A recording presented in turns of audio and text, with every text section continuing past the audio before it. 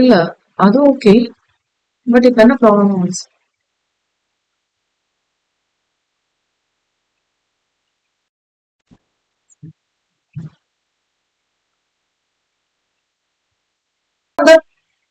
இந்தியால அதுக்குன்னு ஒரு சில கார்பரேஷன்ஸ் இன்கார்பரேட் ஆகுது, ஆர்கனைசேஷன்ஸ் இருக்கு. இவங்க எல்லாம் இருக்கிறது பிசினஸ் வந்து சப்போர்ட் பண்ணுங்க. ஃபெசிலிட்டேட்டரா இருக்கு கவர்மெண்ட். சோ கவர்மெண்டோட ரோல் என்னன்னு பாத்தீங்கன்னா சப்போர்ட் பண்றது, ஃபெசிலிட்டேட். அது எதுவும் எப்படி சப்போர்ட் பண்ணுன்னு பாத்தீங்கன்னா we have some organizations in it. So organizations facilitating business. So ஒரு சில பேசிக் ஆர்கனைசேஷன்ஸ் நம்ம டே டு டே லைஃப்ல யூஸ் பண்றது பார்க்க போறோம். It's not so important, so difficult at all. Important தான், சோ டிஃபிகல்ட் சொல்ல முடியாது. இங்க வந்து நம்ம ரெண்டு பேசிஸ்ல கிளாசிஃபை பண்ணோம். ஒன்னு வந்து நான் ஃபண்டிங் இன்ஸ்டிடியூஷன்ஸ் அண்ட் இன்னொன்னு வந்து ஃபண்டிங் இன்ஸ்டிடியூஷன்ஸ். நான் ஃபண்டிங்னா இவங்க மூலமா நம்ம லோனெல்லாம் ரேஸ் பண்ண முடியாது. ஃபண்டிங்னா வந்து இவங்க கிட்ட நம்ம கடன் வாங்கி பண்ணிக்கலாம். சோ நான் ஃபண்டிங் இன்ஸ்டிடியூஷன்ஸ்ல ஆர்பிஐ, சோ கட்டாயமா தெரிஞ்சிருக்கும், பேங்கரோட பேங்க், செபி. ஓகே, ஆக்சுவலா கவர்மெண்ட் வந்துட்டு ஒன்னு ஸ்டாக் ரிலேட்டட் மார்க்கெட்டாவும் இன்னொன்னு மணி ரிலேட்டட் மார்க்கெட்டாவும் பிரிக்குது ரெண்டா. ஸ்டாக் ரிலேட்டட் மார்க்கெட்னு வந்துச்சுன்னா அது வந்து யார் டேக் கேர் பண்ணணும்னா செபின்னு ஒரு board. That's a corporation. Corporation perpetual succession, common seal இருக்குன்னா கார்பரேஷன் சொல்லுவோம், பாடி கார்பரேட்னு சொல்லுவோம் இல்லையா. So stock related, securities related எல்லாமே will take care, SEBI will take care. And money related எல்லாம் will take care, RBI will take care. Reserve Bank of India will take care அப்படின்னு சொல்லிட்டு government வந்து ரெண்டு டிவிஷன் வந்து ரெண்டு பேர் கிட்ட பிரிச்சு கொடுத்து. அப்ப கவர்மெண்ட் சும்மா இருக்காம அப்படி இல்ல, கவர்மெண்ட் வந்து இவங்கெல்லாம் கோஆர்டினேட் பண்றது. சம்டைம்ஸ் வந்து கவர்மெண்டோட கன்சல்ட் பண்ணி RBI and SEBI will take issues. SEBI act படி பாத்தீங்கன்னா செபிக்கு ஒரு சில பவர்ஸ் கொடுத்திருக்காங்க. ஆர்பிஐ ஆக்ட் படி பாத்தீங்கன்னா ஆர்பிஐ ஒரு சில பவர்ஸ் இருக்கு. RBI can take its own powers. At one point of time நீங்க ஆக்ட் ரீட் பண்ணீங்கன்னா தெரியும், இன் கன்சல்டேஷன் வித் ஆர்பிஐ இல்ல இன் கன்சல்டேஷன் வித் கவர்மெண்ட், அந்த மாதிரி இருக்கு. சோ கவர்மெண்ட் வந்து சம்டைம்ஸ் ஆர்பிஐ கிட்ட கன்சல்ட் பண்ணிட்டு வரும், ஆர்பிஐ வந்து கவர்மெண்ட் கன்சல்ட் பண்ணிட்டு வரும். ஓகே, சோ அந்த மாதிரி கேசஸ். கவர்மெண்ட்னா யாரு? லோக்சபா, ராஜ்யசபா, மினிஸ்டர்ஸ் எல்லாருமே சேர்ந்து வந்துடும். Okay, so that's about RBI and SEBI. இது ஒரு குரூப்பிங் பண்றேன் ஃபார் கன்வீனியன்ஸ் சேக். இன்னும் வந்து சிசிஐ, காம்படிஷன் ரிலேட்டடா. ஏன்னா எல்லாமே இப்ப எக்கனாமி டெவலப்மெண்ட் எல்லாமே வந்து பிசினஸ் தானே. ஓகே, இப்போ பிசினஸ் வந்து டெவலப் ஆகும்போது காம்படிஷன் இருக்கணும். அந்த காம்படிஷன் வந்துட்டு ஹெல்தி காம்படிஷனா இருக்கணும். சோ அந்த பர்பஸ்க்காக இருக்கிறது வந்து competition commission of India, CCI. So இதை பத்தி நம்ம டீடைலா பார்ப்போம். அண்ட் ஐஆர்டிஏ இருக்கு, regulatory development and authority. So infra related developments எல்லாம் எக்கச்சக்கமா நடக்குதா, சோ அதெல்லாம் ரெகுலேட் பண்றதுக்காக. அண்ட் ஃபண்டிங்ல வந்து நிறைய ஃபண்டிங் இன்ஸ்டிடியூஷன்ஸ் இருக்கு. பட் இங்க நம்ம சிலபஸ்ல கவர் ஆயிருக்குது நபார்டு தான். கேள்விப்பட்டிருக்கீங்களா நபார்டு? ஓகே, ப்ராபப்ளி ரீசெண்டா ஒரு கேஸ் ஸ்டடி பண்ணிட்டு இருக்கும் போது மில்க் பத்தி, ஆவின் பத்தி பார்த்தேன். ஆவின் தெரியும் இல்லையா? ஆவின்னா கண்டுபிடிச்சிட்டீங்க. ஆவின்னா இது ஆவின். அதேதான் நீங்க தமிழ் எழுதுறீங்க, அதுவும் எனக்கு புரியுது. ஓகே, ஆனானது கவு இல்லையா? கவுஸ் மில்க். ஆவின் கவுஸ். தமிழ் வந்து செகண்ட் லாங்குவேஜ் எடுத்தவங்க இருக்கீங்களா? என்ன பார்த்தீங்க? தமிழ் படிச்சீங்களா, ஹிந்தி படிச்சீங்களா? ஓகே. அப்போஸ்ட்ரோபி எஸ் போட்டா தமிழ்ல என்ன சொல்லுவீங்க? வின்னு சொல்லுவீங்க இல்லையா? அதான் ஆவின். அதான் கவுஸ் மில்க். ஆவின் மில்க்னா கவுஸ் மில்க். என்ன டிஃபரெண்டா பாக்குறீங்க? நான் தமிழ் கிளாஸ் எல்லாம் எடுக்கல, நீங்க தனியா போகுது. அதுக்குள்ள ஈனா என்னன்னு கேட்பேன். சி, நபார்ட் வந்து என்ன பண்ணிருக்குன்னா ஆக்சுவலா ஆவின் வந்து கவர்மெண்டோட இல்லையா.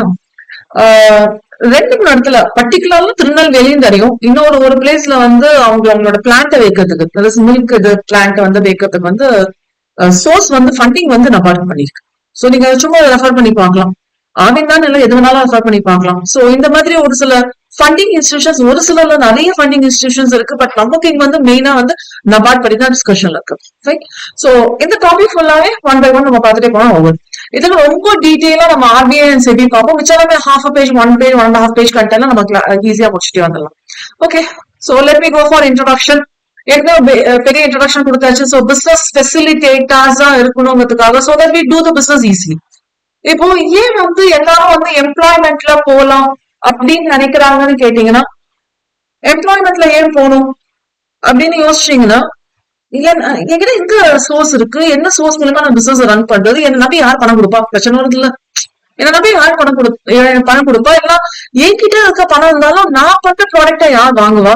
சோ ஃபர்ஸ்ட்ல இருந்து லாஸ்ட் வரைக்கும் நம்மளுக்கு ப்ராப்ளம் தான். இப்போ புதுசா ஒரு கம்பெனி வந்து ரன் ஆகுது, மில்க் எடுத்துப்போம், புதுசா ஒரு பிராண்ட் மில்க் வருதா நம்ம வாங்குவோமா? எவ்வளவு யோசிப்போம்ல. ஓகே, எல்லாமே வந்து ட்ரையல் அண்ட் எரர். ஒரு சில விஷயங்கள் ட்ரையல் அண்ட் எரர் பார்க்க முடியாது, மில்க் எல்லாம் நம்ம ட்ரையல் அண்ட் எரர் இருக்கவே மாட்டோம். ஒரு சில விஷயங்கள் ட்ரையல் அண்ட் எரர் இருக்கலாம். ஓகே, அந்த மாதிரி இருக்கும்போது எனக்கு செல்ஃப் எம்ப்ளாய்மெண்ட்ங்கிறது ஒரு கொஸ்டின் மார்க்கா இருக்கு. அப்போ செல்ஃப் எம்ப்ளாய்மெண்ட் இல்லாம நம்ம நேஷனை வந்து ரன் பண்ண முடியுமானா முடியல. ஏன்னா அன்எம்ப்ளாய்மெண்ட் ரொம்ப கஷ்டமா இருந்தது. அன்எம்ப்ளாய்மெண்ட்ல இருந்து வெளியே வரதுக்கு நம்ம ரொம்ப கஷ்டப்படும். அப்போ செல்ஃப் எம்ப்ளாய்மெண்ட் வந்ததுன்னா இதை பேஸ் பண்ணி ஒரு ஃபேமிலி, ஓகே, எல்லாம் 4-5 ஃபேமிலிஸ் அவங்களுக்குள்ள இருக்கும், ஒரு 10 பேர் வரைக்கும் வேலைக்கு சேர்த்துப்பாங்க, அந்த மாதிரி இருக்கும். நிறைய செல்ஃப் எம்ப்ளாய்மெண்ட் எல்லாம் ஒரு செல்ஃப் ஃபேமிலி பிசினஸா ரன் பண்றவங்க எல்லாம் பாத்தீங்கன்னா அவங்க கீழே ஒர்க் பண்றவங்க 20 மேல கிராஸ் பண்ண மாட்டாங்க. மெயின் ரீசன் வந்து என்னன்னு பாத்தீங்கன்னா 20 மேல கிராஸ் ஆயிடுச்சுன்னா லேபர் லாஸ் படி போனஸ் ஆக்ட், கிராஜுவிட்டி ஆக்ட், அந்த ஆக்ட் இந்த ஆக்ட் எல்லாம் அப்ளிகபிள் ஆயிடும். ரொம்ப லீகலா பண்ண வேண்டியதாயிடும். சின்ன ஆர்கனைசேஷனா இருந்தாலும், பெரிய கம்பெனியா இருக்கணும் அவசியம், சின்ன ஆர்கனைசேஷனா இருந்தாலும் பரவாயில்ல, ஒரு சின்ன ஃபேக்டரி ரன் பண்ணா 20 பேருக்கு மேல இருக்கிறாங்க அப்படின்னாலே நிறைய ஆக்ட் அப்ளை ஆகும். வர ப்ராஃபிட் எல்லாமே ஒரு பார்ட் ஷேர் பண்ணாதான் bonus act, payment of bonus act, நிறைய விஷயம் இருக்கு. அதனால வந்து யோசிப்பாங்கல்ல, எதுக்கு நான் கஷ்டப்பட்டு இருக்க போறது இன்னும் ஒரு 50 வருஷமா 60 வருஷமா என்ன சொல்றீங்க?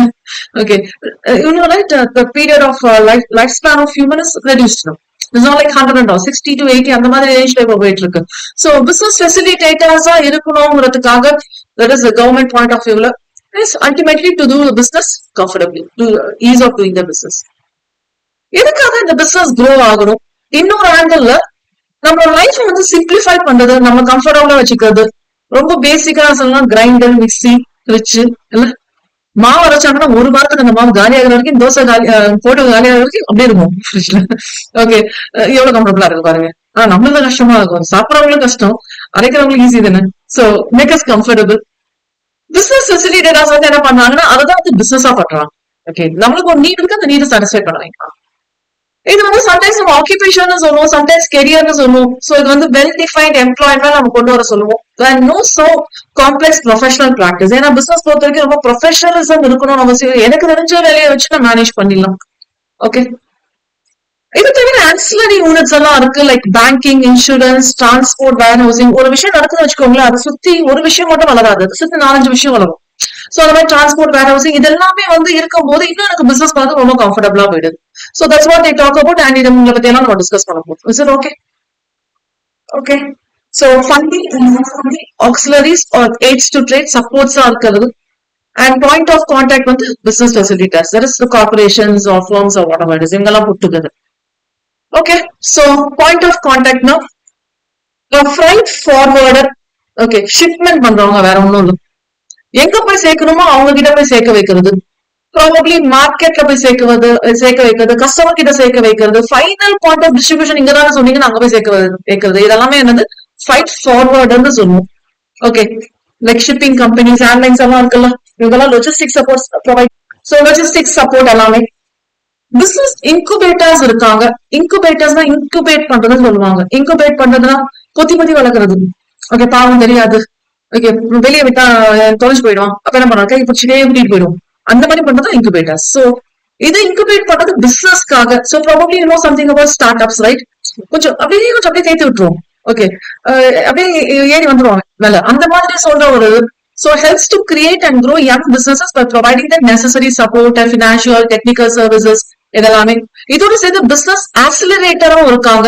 ப்ராப்ளி ஒரு பட்டிங் பிசினஸ் இருக்கு, அவங்களோட ப்ராடக்ட் ஈஸியா லான்ச் பண்றதுக்கு, கமர்ஷியல் சக்சஸ் வந்து ஃபர்ஸ்ட் கமர்ஷியல் சக்சஸ் பார்த்துட்டாங்கன்னா அது பிறகு ஈஸியா வந்து அவங்க க்ரோ ஆயிடுவாங்க, அந்த மாதிரி இருக்குது. ஸோ பிசினஸ் இன்குபேட்டர் ப்ராப்ளி இந்த நெக்ஸ்ட் லைன்ல கொடுத்துருந்தா இன்னும் கம்ஃபர்டபுளா வந்திருக்கும் நம்மளுக்கு புல்லட்டிங்ல. So you can make a note of that. So probably நீங்க ஒன் வேர்ட் அப்பியர் ஆக போறதுனால பிசினஸ் இன்குபேட்டருக்கும் பிசினஸ் ஆக்சிலரேட்டருக்கும் டிஃபரன்ஸ் இருக்கு. Okay, then financial consultant. Okay, consulting provide பண்றவங்க. Okay, then merchandise. So mercantile agent அதெல்லாமே நீங்க கேள்விப்பட்டிருப்பீங்க இல்லையா? So who helps for the business, it's a complete intermediate. So இங்க எல்லாருமே வந்து கம்ப்ளீட்டா வந்து பிசினஸ் ஆர்கனைசேஷன்ஸ் வந்து ஏதோ ஒரு வகையில வந்து நம்ம சப்போர்ட் பண்ணிட்டு இருக்காங்க. இது நீங்க ஒரு கிளாஸ் பார்க்கலாம். So let me go for government as a business leader. So இதெல்லாம் யார் மூலமா நடக்குது? கவர்மெண்ட் மூலமா நடக்குது. So government as a business facilitator. So இதெல்லாமே நீங்க பார்க்கலாம். இது மாதிரி industry policy statement, industrial revolution எல்லாம் நடந்தது. So you can go for this year. பாருங்க 1981, 1951. அதுக்கு பிறகு industries development and regulation act படி இண்டஸ்ட்ரீஸா வெறும் இண்டஸ்ட்ரீஸ் மட்டும் வராது, கம்ப்ளீட்டா இன்ஃப்ரா ரிலேட்டடும் வந்துடும். Okay, so IRDA interested the government in the responsibility of ushering in economic development via industrialization. Okay, so public sector, large industries, small scale industries in எல்லாருமே இருக்காங்க, and how they are making a command over this industrial development of India. And private sector ஓட role வந்து இங்க எவ்வளவு தூரம் இருக்குன்னு பாத்தீங்கன்னா, it's somewhat limited to the protection of consumer goods. ஏன்னா எல்லாமே வந்து இப்ப கொஞ்சம் மாறி இருக்குன்னு சொல்லலாம். எல்லாமே வந்து நம்ம ஏற்கனவே எல்பிஜி கான்செப்ட் பத்தி டிஸ்கஸ் பண்ணிருக்கோம், டாபிக் நம்பர் 4ல நினைக்கிறேன். எல்லாமே வந்து பிரைவேட் கிட்ட தர முடியாது, பிரைவேட் கிட்ட கொடுத்து அவனுக்காக நீ யோசிக்க ஸ்டார்ட் பண்ணுவோம். சோ பப்ளிக் எல்லாருக்குமே எல்லாமே சேர வேண்டியது சேர்ந்து ஆகணும். அப்ப வந்து இது எல்லாமே என்ன பண்ணிட்டு இருந்தாங்கன்னா கவர்மெண்ட் தான் ஃபுல் பவர் எடுத்துருந்துச்சு. அப்புறமா தான் நம்மளுக்கு இந்த 1991 பிறகு எல்பிஜி கான்செப்ட் இருந்துச்சு. So you can call this as LPG or GPL, whatever it is. Okay, just an acronym down. Okay, done. So non-funding institutions, Indian regulatory bodies. So I want you to highlight this word. நான் பேசுறதுல நல்லா இருக்குன்னு சொல்லிட்டு என்னை பார்த்துட்டு இருக்காதீங்க, note பண்ணுங்க. கொஞ்சம் நோட் பண்ணிக்கோங்க. It's about regulatory bodies. Non funding institutions வந்து நம்ம என்னன்னு சொல்லுவோம், ரெகுலேட்டரி பாடிஸ் சொல்லுவோம். So அதுல Reserve Bank of India we have is the central bank of the country. We have Securities and Exchange Board of India. Sometimes செபினா ஈஸியா எல்லாருக்குமே தெரியும், செபியோட expansion தெரியாது. அதனால நான் ஒரு இன்ட்ரோ கொடுத்தேன். கவர்மெண்ட் வந்து மணி அண்ட் ஸ்டாக்னு சொல்லிட்டு ரெண்டா பிரிக்கிறாங்கன்ட்டு. So securities and exchange board of India is the apex body of securities exchanges, and we have the third category, Competition Commission of India. So it's a rule setter. Okay, rule setter. And then industry specific business facilitators irukanga, which is Insurance Regulatory and Development Authority. Telecom TRAI irukku. Okay, and many more we have, but inga nama discussion la vandu ivlo. So non-funding institutions மூலியமா நம்மளுக்கு வந்து funding கிடைக்காது, but regulate பண்றதுதான் அவங்களோட வேலை. So how they are going to perform to the product, how they are going to go for testing, training of manpower, இது எல்லாமே cover ஆயிடும். So we have so many other institutes. நான் சொன்னேன் இல்லையா, நம்மளுக்கு சிலபஸ்ல கவர் ஆயிருக்கிறது கொஞ்சோண்டு. So we have this national institute of entrepreneurship and small business development. இதெல்லாமே தெரிஞ்சுக்கிறது பெட்டர். ஓகே, ஆண்டர்பிரினர்ஸ்க்காக, okay, like how they give the thing and all. And small business development எப்படி டெவலப் பண்றது ஐடியா இருக்காதுல்ல, பட் அவங்களுக்கு ஒரு மோட்டிவேஷன் இருக்கணும். At the same time வந்து அவங்களுக்குள்ளே ஒரு டிரைவோட ஸ்டார்ட் பண்ணணும்னு நினைப்பாங்க, பட் எப்படி பண்ணணும்னு தெரியாது. ஸோ அந்த மாதிரி கேசஸ்ல.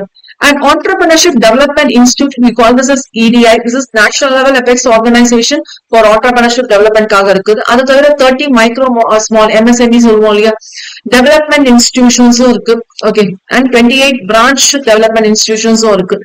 And state capitals and other industrial cities இருக்குப்பா. ஸோ நீங்க பார்க்கலாம். And இந்த இன்ஸ்டிடியூட்ஸோட வேலை என்னன்னு பாத்தீங்கன்னா, you can please highlight this lines. Consultancy service provide பண்ணுவாங்க. They prepare industrial profiles and how they are going to conduct the district level industrial potential surveys. Okay, இந்த districtல என்ன potentials இருக்குன்ட்டு. Okay, done. இது தவிர several commodity boards இருக்கு, like tea board இருக்கு, tea board, coffee boards, அந்த மாதிரி several commodity board, export promotion councils இருக்கு. Okay, and apart from that promotion organisations இருக்கு. இந்தியாவோட பிராண்டை வந்து வெளியில கொண்டு வரதுக்காக இந்தியா பிராண்ட் ஈக்விட்டி ஃபவுண்டேஷன் இருக்கு. இங்க எல்லாமே வந்து இந்தியாவோட இமேஜ் வந்து ஒரு சோர்சிங் பார்ட்னரா, ஒரு இன்வெஸ்ட்மெண்ட் டெஸ்டினேஷன். இப்போ இதான் நடந்துட்டு இருக்கு. இப்போ இதெல்லாம் எப்ப கொண்டு வந்தது? இப்போ ஒரு விஷயம் எடுத்தோம்னா ஸ்பீட் எடுக்காது. It will take a long time to get that speed. Okay, train ஆகணும், எல்லாருமே ட்ரெயின் ஆகணும், எல்லாரும் புரியணும். ஓகே, இப்பெல்லாம் நிறைய பேர் வந்து எதுக்கு இன்னொரு ஆள்கிட்ட போய் நின்று நம்மளே வேலை செய்ய ஸ்டார்ட் பண்ணிடலாம், அந்த மாதிரி ஒரு தாட்ஸ் வந்துச்சு நிறைய பேருக்கு. ஓகே, சோ அந்த மாதிரி பார்க்கும்போது இந்த இன்வெஸ்ட்மெண்ட் டெஸ்டினேஷன் அது இந்தியா வந்து ஹப்பா மாறணும். சோ அந்த மாதிரி கேசஸ்ல so make in India, start up India, இதெல்லாமே கொண்டு வந்துட்டாங்க. ஓகே, சோ ரொம்ப பழைய கதை தான். எக்ஸாம் இருக்கிறதுனால புதுசா படிக்கிற மாதிரி படிக்கிறோம், வேற வழி இல்லாம படிக்கிறோம்னு வச்சுக்கலாம். But quite an interesting concept. Okay, fine. So RBI, first நான் funding institution RBI. Data important. எப்ப எஸ்டாப்ளிஷ் பண்ணாங்க? April 1, 1935. ஞாபகம் வச்சுக்கோங்க, 1947க்கு முன்னாடி வந்தது எல்லாமே வந்து யார் இன்ட்ரோடியூஸ் பண்ண ஆக்ட்? பிரிட்டிஷ் பார்லிமெண்ட் மூலமா வந்திருக்கும். அதுக்கு பிறகு வந்தது 1950க்கு பிறகு வரது எல்லாமே வந்து இந்தியன் பார்லிமெண்ட் மூலியமா வந்தது. சோ இதுக்கு முன்னாடி வந்திருக்குன்னா எல்லாமே வந்து பிரிட்டிஷ் பார்லிமெண்ட். அதுவும் 1858க்கு பிறகு வந்தது எல்லாமே வந்து பிரிட்டிஷ் பார்லிமெண்ட். 1858க்கு முன்னாடி போயிட்டீங்கன்னா ஈஸ்ட் இந்தியா அப்போ பாஸ் பண்ணது எல்லாமே இருக்கும். ஓகே, சோ ஆர்பிஐ ஆக்ட் 1934 வச்சு 1935 கொண்டு வந்தாங்க. And privately owned, it was privately owned. அதுக்கு பிறகு 1949 வந்து நேஷனலைஸ் பண்றாங்க. சோ நேஷனலைஸ்னா owned by government. Okay, owned by government of India. Central office ஏர்லியான கால்கட்டா இருந்தது. அதுக்கு பிறகு சோ உங்களுக்கு வந்து கால்கட்டானா கால்கட்டா போகணும், கொல்கட்டான்னு பேர் மாத்திட்டாங்கல்ல, கொல்கட்டான்னு போனா கால்கட்டா தான். Okay, so but was permanently move to Mumbai in 1937. So it was governed by a central board of directors. So obviously இது வந்து ஒரு body corporate வந்துச்சுன்னா separate management வந்துரும். So central board of directors and the board is appointed by government of India. So என்ன பர்பஸ்க்காகனா RBI ஆக்டோட purpose தான். What is the role of RBI? நம்ம வந்து one of the facilitator பாக்குறோம் RBI. So RBI ஓட role என்னது? So already we know it's a central bank. It plays a very important pivotal position. How can I summarize this role? It's the apex independent சொல்லுதா, apex sole body சொல்லுவோம்ல தனியா. Okay, monetary institution, so money related, highest authority in India. Okay, நான் அப்படியே வந்து எனக்கு line by லைனா read பண்றதுக்கும் ஒன்னும் இல்ல. சோ பெருசா எக்ஸ்பிளைன் பண்ணோம்னா நான் ரொம்ப டிவியேட் ஆகவும் வரும்ல, அதனால என்ன பாயிண்ட்ஸ் ஹைலைட் பண்ணுமோ பண்ணிட்டே போயிடுறேன். இதோட ரோல் வந்து என்னன்னு பாத்தீங்கன்னா, ஒரு பிசினஸ் க்ரோ ஆச்சுன்னா ஆட்டோமேட்டிக்கா நம்ம எக்கனாமிக் ஸ்ட்ரக்சர் க்ரோ ஆகும். So strengthening, developing and diversifying the country's economic and financial structure. இதுதான் இதோட மெயின் ரோல். And இதோட ரெஸ்பான்சிபிலிட்டியும் இதோட ரோல் தான் with respect to economic stability and how it's going to assist the growth of economy. ரொம்ப speed growth இருந்தாலும் பிரச்சனை, ஏன்னா எல்லாமே கிடைக்காம போயிடும். ஓகே, சோ ஒரு ஸ்டேபிளான growth இருக்கணும். And இந்தியாவோட eminent public financial institution சொல்லலாம். Again, it's having the responsibility of controlling, please highlight this word, controlling the monetary policy. Inflation ஸ்டேஜ்ல வந்து டிஃப்ளேட் பண்ணி விடுறது, டிஃப்ளேஷன் ஸ்டேஜ்ல இன்ஃபிளேட் பண்ணி விடுறது இருக்குல்ல, நீங்க problem படிச்சிருக்கலாம். இன்ஃபிளேஷனரி policy, deflationary policy, macro எக்கனாமிக்ஸ்ல ஒரு ஹைலைட் பார்த்துருக்கலாம். சோ மானிட்டரி பாலிசியை வந்து கண்ட்ரோல் பண்ணது வந்து யாரோட கையில கொடுத்துருக்காங்கன்னா கவர்மெண்ட் வந்து ஆர்பிஐ கையில. சோ இது வந்து ரெஸ்பான்சிபிலிட்டிக்கு. நெக்ஸ்ட் வந்து அட்வைசரா இருக்கு to the government with respect to defining economic financial policies, so fiscal policies, expenditure related idellame. And friend, philosopher and guide to commercial banks. Adha banker oda bank nu solradhu. Friend, philosopher and guide. It is responsible for development of adequate and sound banking system and for the growth of organized money and capital markets. And inflationary trends வந்து இதுதான் நம்ம ஏற்கனவே பார்த்துட்டோம், கண்ட்ரோல்ல வச்சிருக்கோம். And main priority sectors agri, export, small scale industry எல்லாம் இருக்கும்போது அவங்களுக்கு வந்து லோன்ஸ் வந்து சீப் ரேட்ஸ்ல பெர்சன்டேஜ்ல. இன்னும் சொல்ல போனா சம்டைம்ஸ் இந்த பட்ஜெட் எல்லாம் போடும்போது அக்ரி லோன் வாங்கியிருக்காங்கன்னா அக்ரி லோனை தள்ளுபடி பண்ணிட்டாங்கன்னு கேள்விப்பட்டிருப்பீங்களா? Okay, so 3 lakhs 4 lakhs 5 lakhs எல்லாம் வாங்கியிருப்பாங்க, டோட்டலா வந்து they did not pay. Okay, and it has to protect the market for government securities and channelize credit in desired directions. இப்போ சம்டைம்ஸ் வந்து அந்த ஹோம் லோன், ஆபீஸ்லயே ஹோம் லோன் எல்லாம் வாங்குறாங்கன்னு வச்சுக்கோங்களேன், அவங்க வந்து பெர்சன்டேஜ் கால்குலேட் பண்ணி தருவாங்கல்ல, எவ்வளவு பெர்சன்டேஜ் அவங்களோட எனக்கு சேலரியில இருந்து டிடெக்ட் பண்ணி தான் சேலரி பே பண்ணுவாங்க. அந்த கேஸ்ல வந்து எவ்வளவு பெர்சன்ட் பிக்ஸ் பண்ணணுங்கிறது எல்லாமே வந்து ஆர்பிஐ தான் கண்ட்ரோல் பண்ணும். It's channelising. ஓகே, இதுக்கு மேல வந்து நீங்க பெர்சன்டேஜ் வாங்கக்கூடாது, ரேட் பிக்ஸ் பண்ணக்கூடாது. So this is the role of RBI. Functions of RBI, the preamble. What do you mean by preamble? Is the short summary. யூஸ்வலா சம்மரினா லாஸ்ட்ல கொடுப்பாங்க, ஆனா பிரியாம்பிள்ங்கிறது ஒவ்வொரு ஆக்ட் ஃப்ரண்ட்ல இருக்கு. பிரியாம்பிள்ங்கிறது இந்த ஃபுல் ஆக்ட் எதை பத்தி இருக்கு, எதுக்காக வந்தது, அப்படியே ஒரு சின்ன ஹிஸ்டரி மாதிரி எல்லாமே வந்துடும். இந்த பிரியாம்பிளை படிச்சுட்டு நீங்க உள்ள போனீங்கன்னு வச்சுக்கோங்களேன், ஈஸியா அந்த ஆக்ட் வந்து புரிஞ்சுக்கலாம். யூ கெட் அ கம்ப்ளீட் ஒரு ப்ளூ பிரிண்ட் மாதிரி வந்துடும். ஒரு ஃபியூ லைன்ஸ் தான் இருக்கும். சோ கம்ப்ளீட்டா வந்து ஆர்பிஐயோட ஃபங்க்ஷன்ஸ் வந்து இந்த பிரியாம்பிள் வந்து நீங்க கெஸ் பண்ணலாம். So to regulate the issue of bank notes, keeping of reserves. So you know the two reserves, cash reserves, statutory reserves, liquidity ratio எல்லாம் வச்சிருக்கிறது. Securing monetary stability, generate, operate the currency and credit system of the country to its advantage. இங்க நம்ம functions பிரியாம்பிள்ல பாக்குறது வந்து இங்கதான் நம்ம role பார்த்தோம். Okay, ரோல்ங்கிறது interpret பண்ணி சொல்றது வேற ஒன்றும். So it's being Central Bank of India performs all central banking functions. என்னது? These are, நீங்க கெஸ் பண்ணிப்பீங்க, கரன்சி இஷ்யூ பண்ணது. Okay, so RBI is the sole authority. ரொம்ப சின்னதா ஃபர்ஸ்ட் ஸ்டாண்டர்ட் செகண்ட் ஸ்டாண்டர்ட் படிக்கும் ஆர்பிஐ கூட எப்படி பணம் கிடைக்குதுன்னு யோசிச்சு பார்த்திருக்கேன். ஆர்பிஐ கூட எப்படி பணம் கிடைக்குது, நம்ம எல்லாம் வேலை செஞ்சா தான் பணம் கிடைக்கும், கரெக்ட் தானே? ஆர்பிஐ ஓகே, அப்ப யோசிச்சு பார்த்ததும் என்னமோ இப்போ ஆன்சர் கிடைச்சிச்சு. So sole authority for the issue of currency other than 1 rupee coins, notes and subsidiary coins, and the magnitude of which is relatively small. ரொம்ப சின்ன அமௌண்ட்டுக்கு வந்து it's not taking the responsibility. Okay. Banker to the government is not only banker's bank, it's banker to the government. So RBI performs the following, like all related transactions of central and state governments will be taken care of RBI.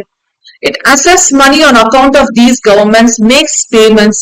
Transaction என்னது payment of money எல்லாமே சேர்ந்து தானே. So தந்தனே சொல்லிருப்பாங்க. It manages public debt, other fiscal policies சொல்றது public debt, and responsible for issue of new loans and other advisory capacities on quantum, timing and terms. T-bills issue பண்றது on behalf of government. Probably excess liquidity வந்து எக்கனாமில இருக்குன்னு வச்சுக்கோங்களேன். அந்த கேஸ்ல வந்து பணத்தை வந்து எங்கேயாவது விட்டுற போறாங்க. எப்பவுமே வந்து சிச்சுவேஷன் ஒரே மாதிரி இருக்காது, மாத்தி விட்டுரும். அப்போ வந்து பணத்தை வந்து எங்கேயாவது செலவு பண்ணிடக்கூடாதுன்னு சொல்லிட்டு என்ன பண்ணுவாங்கன்னா, இப்போ பணம் வந்து வெளியில கிடைக்கிறது கஷ்டமா இருந்துச்சுன்னா நீங்க என்ன பண்ணுவீங்க, சேவ் பண்ணி வச்சுப்பீங்க.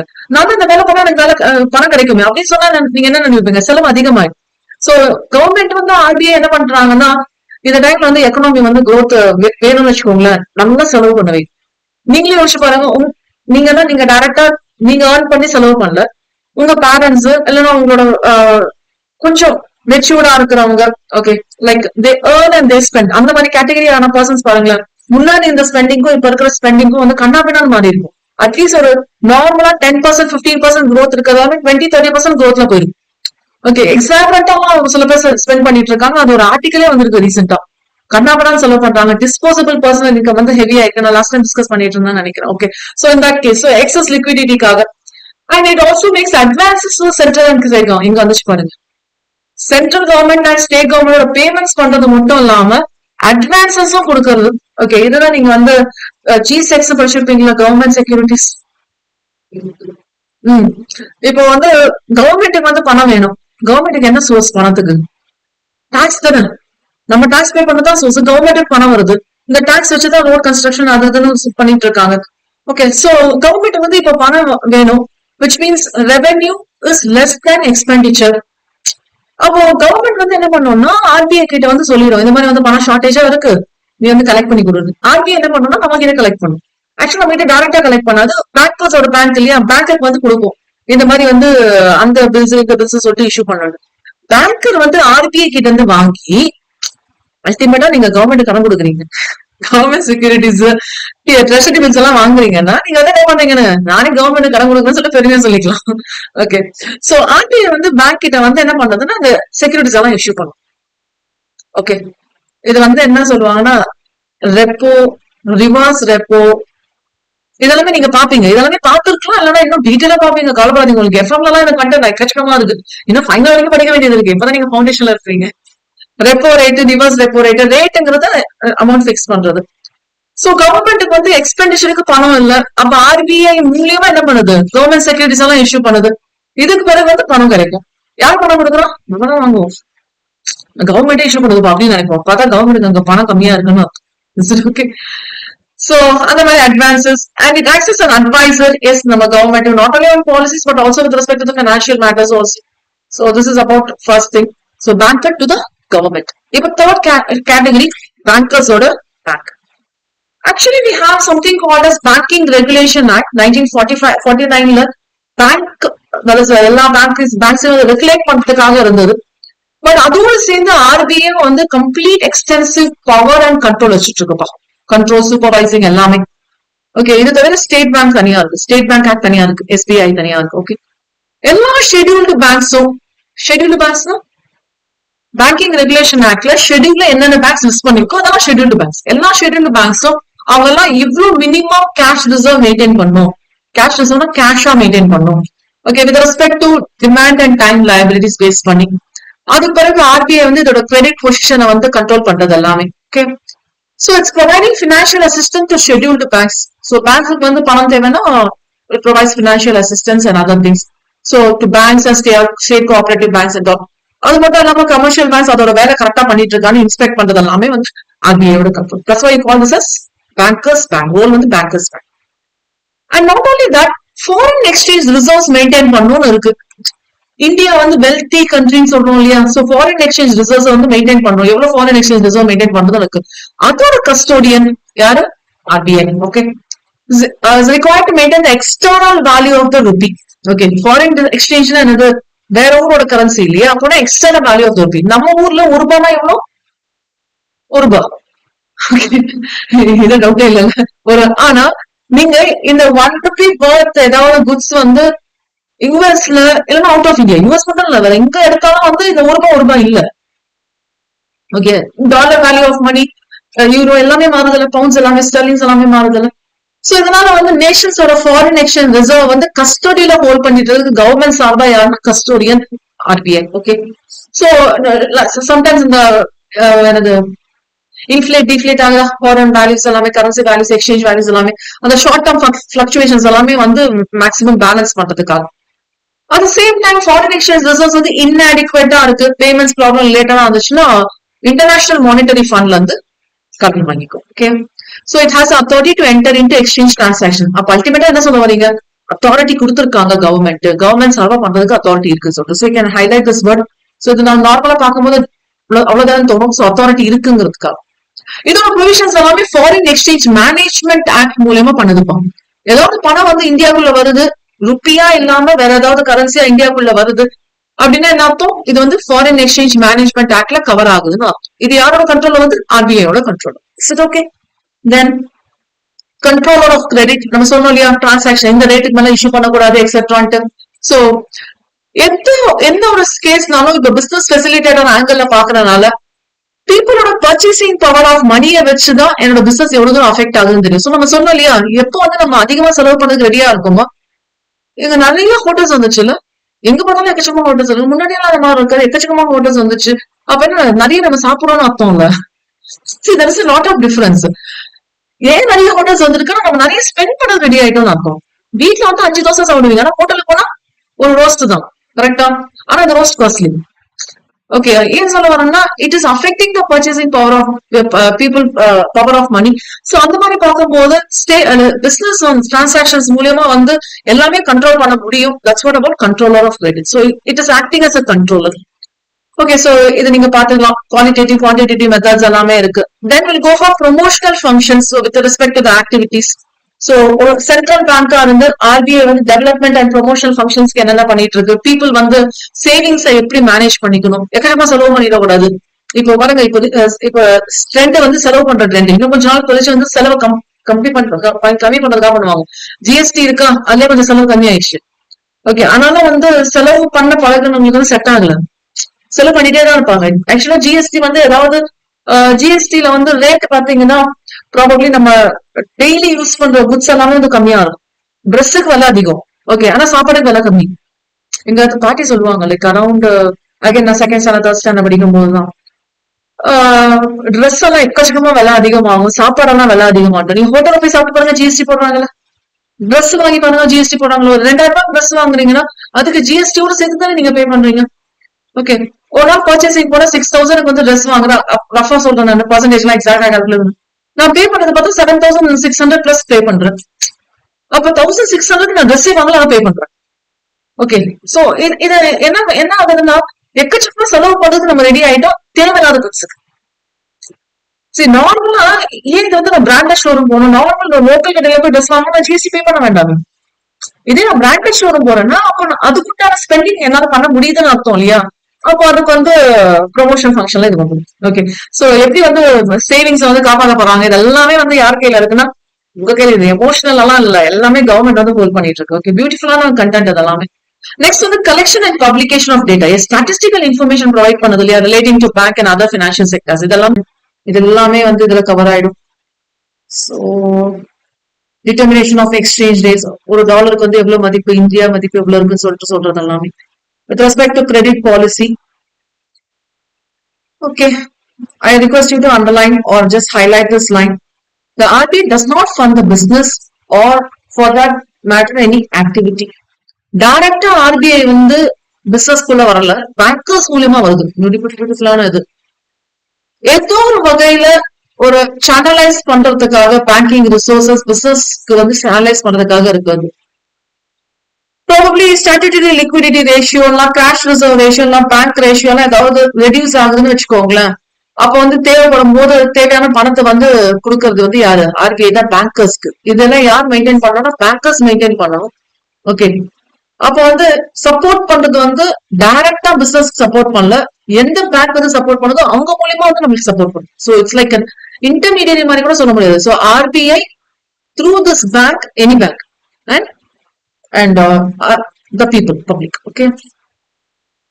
And இங்க வந்து இந்த கிரெடிட் பாலிசி இந்த ரேட் ஃபிக்ஸ் பண்றாங்களா, பெர்சன்டேஜ் ரேட் எல்லாம் பேசிஸ் பாயிண்ட்ஸ் சொல்லுவோம். பேசிஸ் பாயிண்ட்ஸ் டெசிபலுக்கு பிறகு இருக்கிறதுலாமே பேசிஸ் பாயிண்ட்ஸ் சொல்லுவோம்.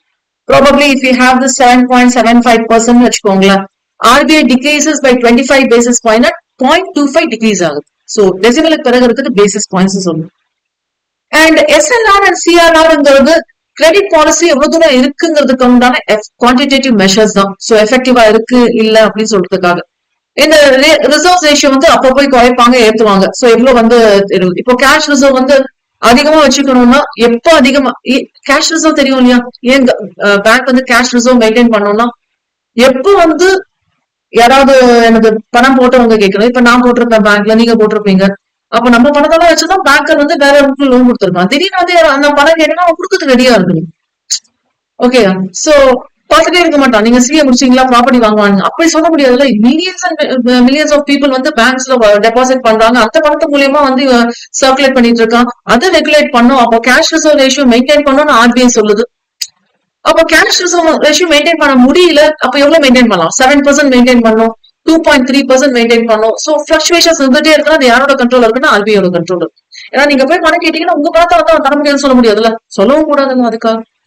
சோ எல்லாமே வந்து quantitative measures of credit policy. எவ்வளவு தூரம் வந்து ஃபண்ட்ஸ் அவைலபிளா இருக்கு, எவ்வளவு தூரம் அவைலபிளா கொடுக்க முடியுங்கிறது எல்லாமே இந்த பேஸ் பண்ணுவாங்க.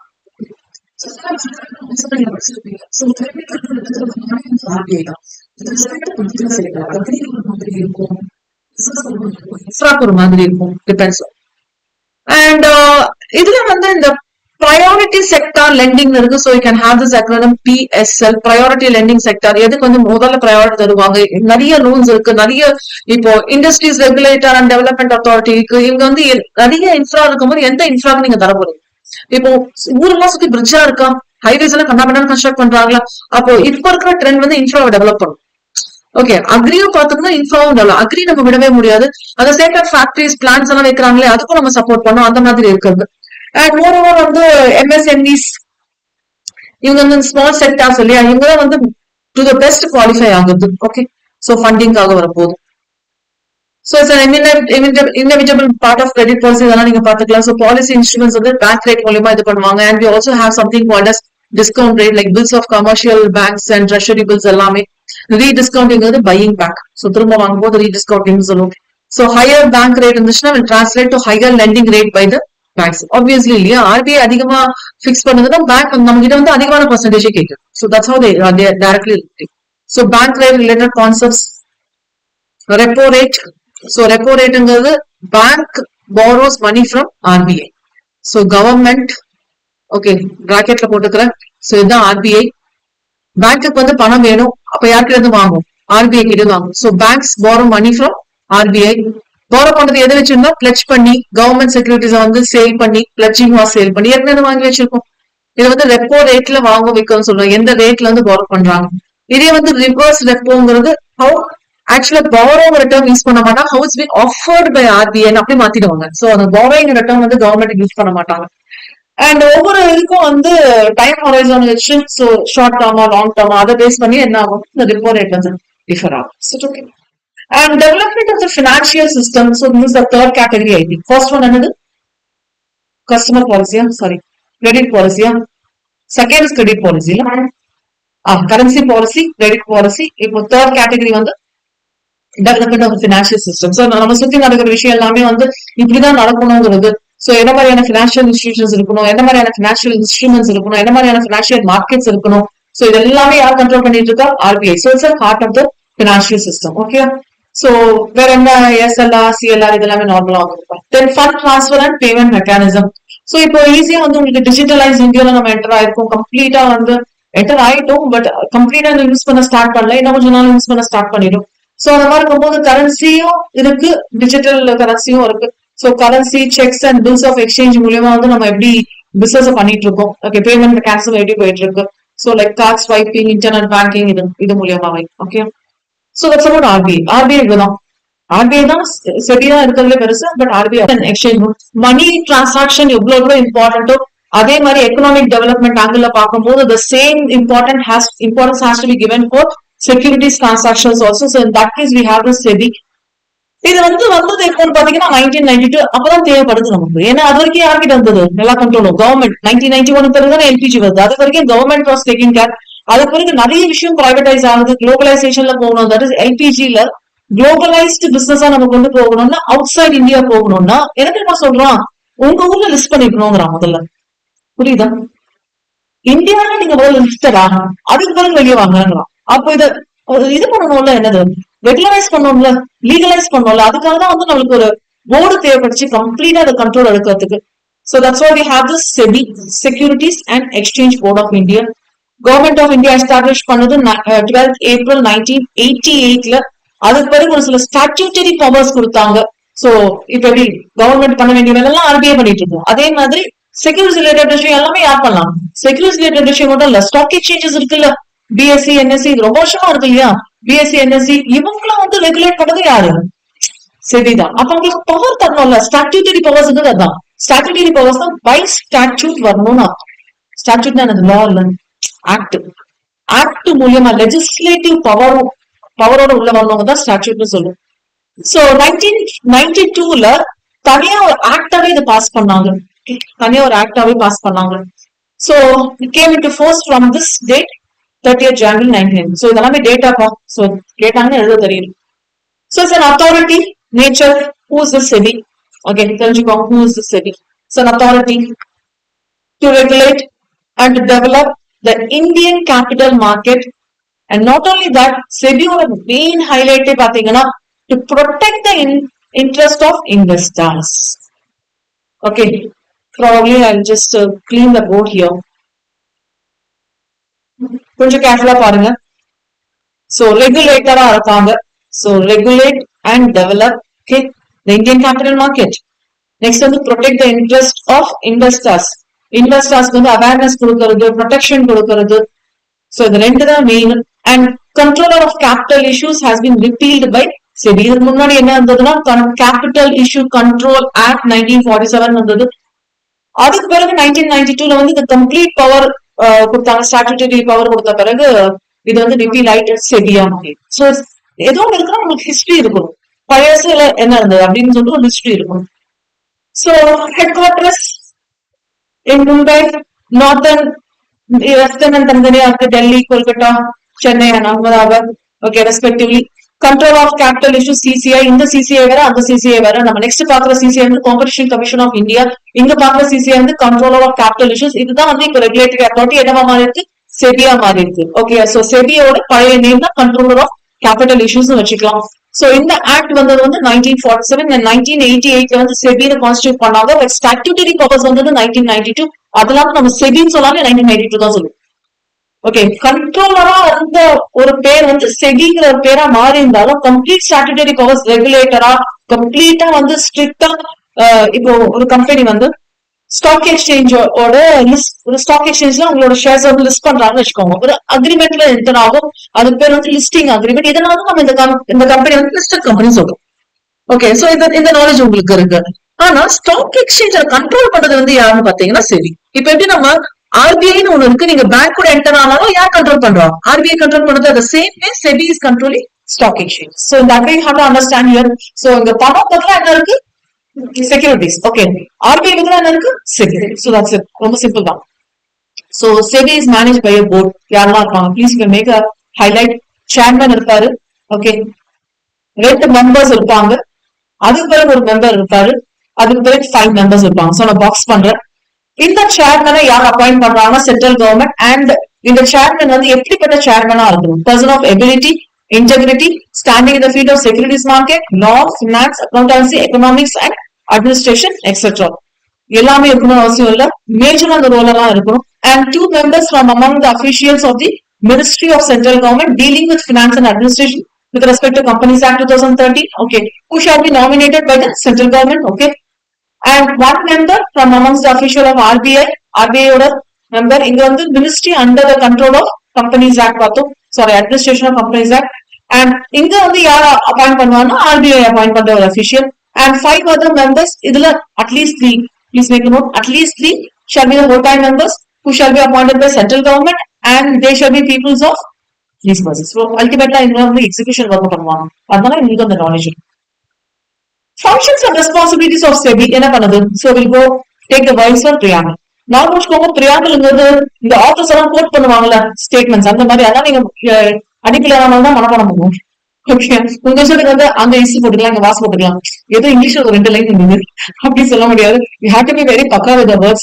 So to protect the interest of investors in securities and to promote the development to regulate the securities market and related matters. அப்போ இந்த preamble படி பாத்தீங்கன்னா 4 பாயிண்ட் வரும் பாருங்க.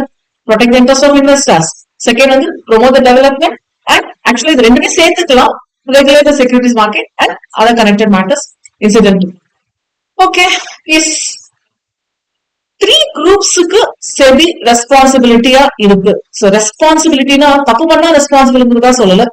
இவங்களெல்லாம் கேர் எடுக்கிறது. ஒன்னு வந்து இஷ்யூவர்ஸ் ஆஃப் செக்யூரிட்டி யாரு? கம்பெனி. இது வந்து இன்வெஸ்டர்ஸ் யாரு? நம்ம.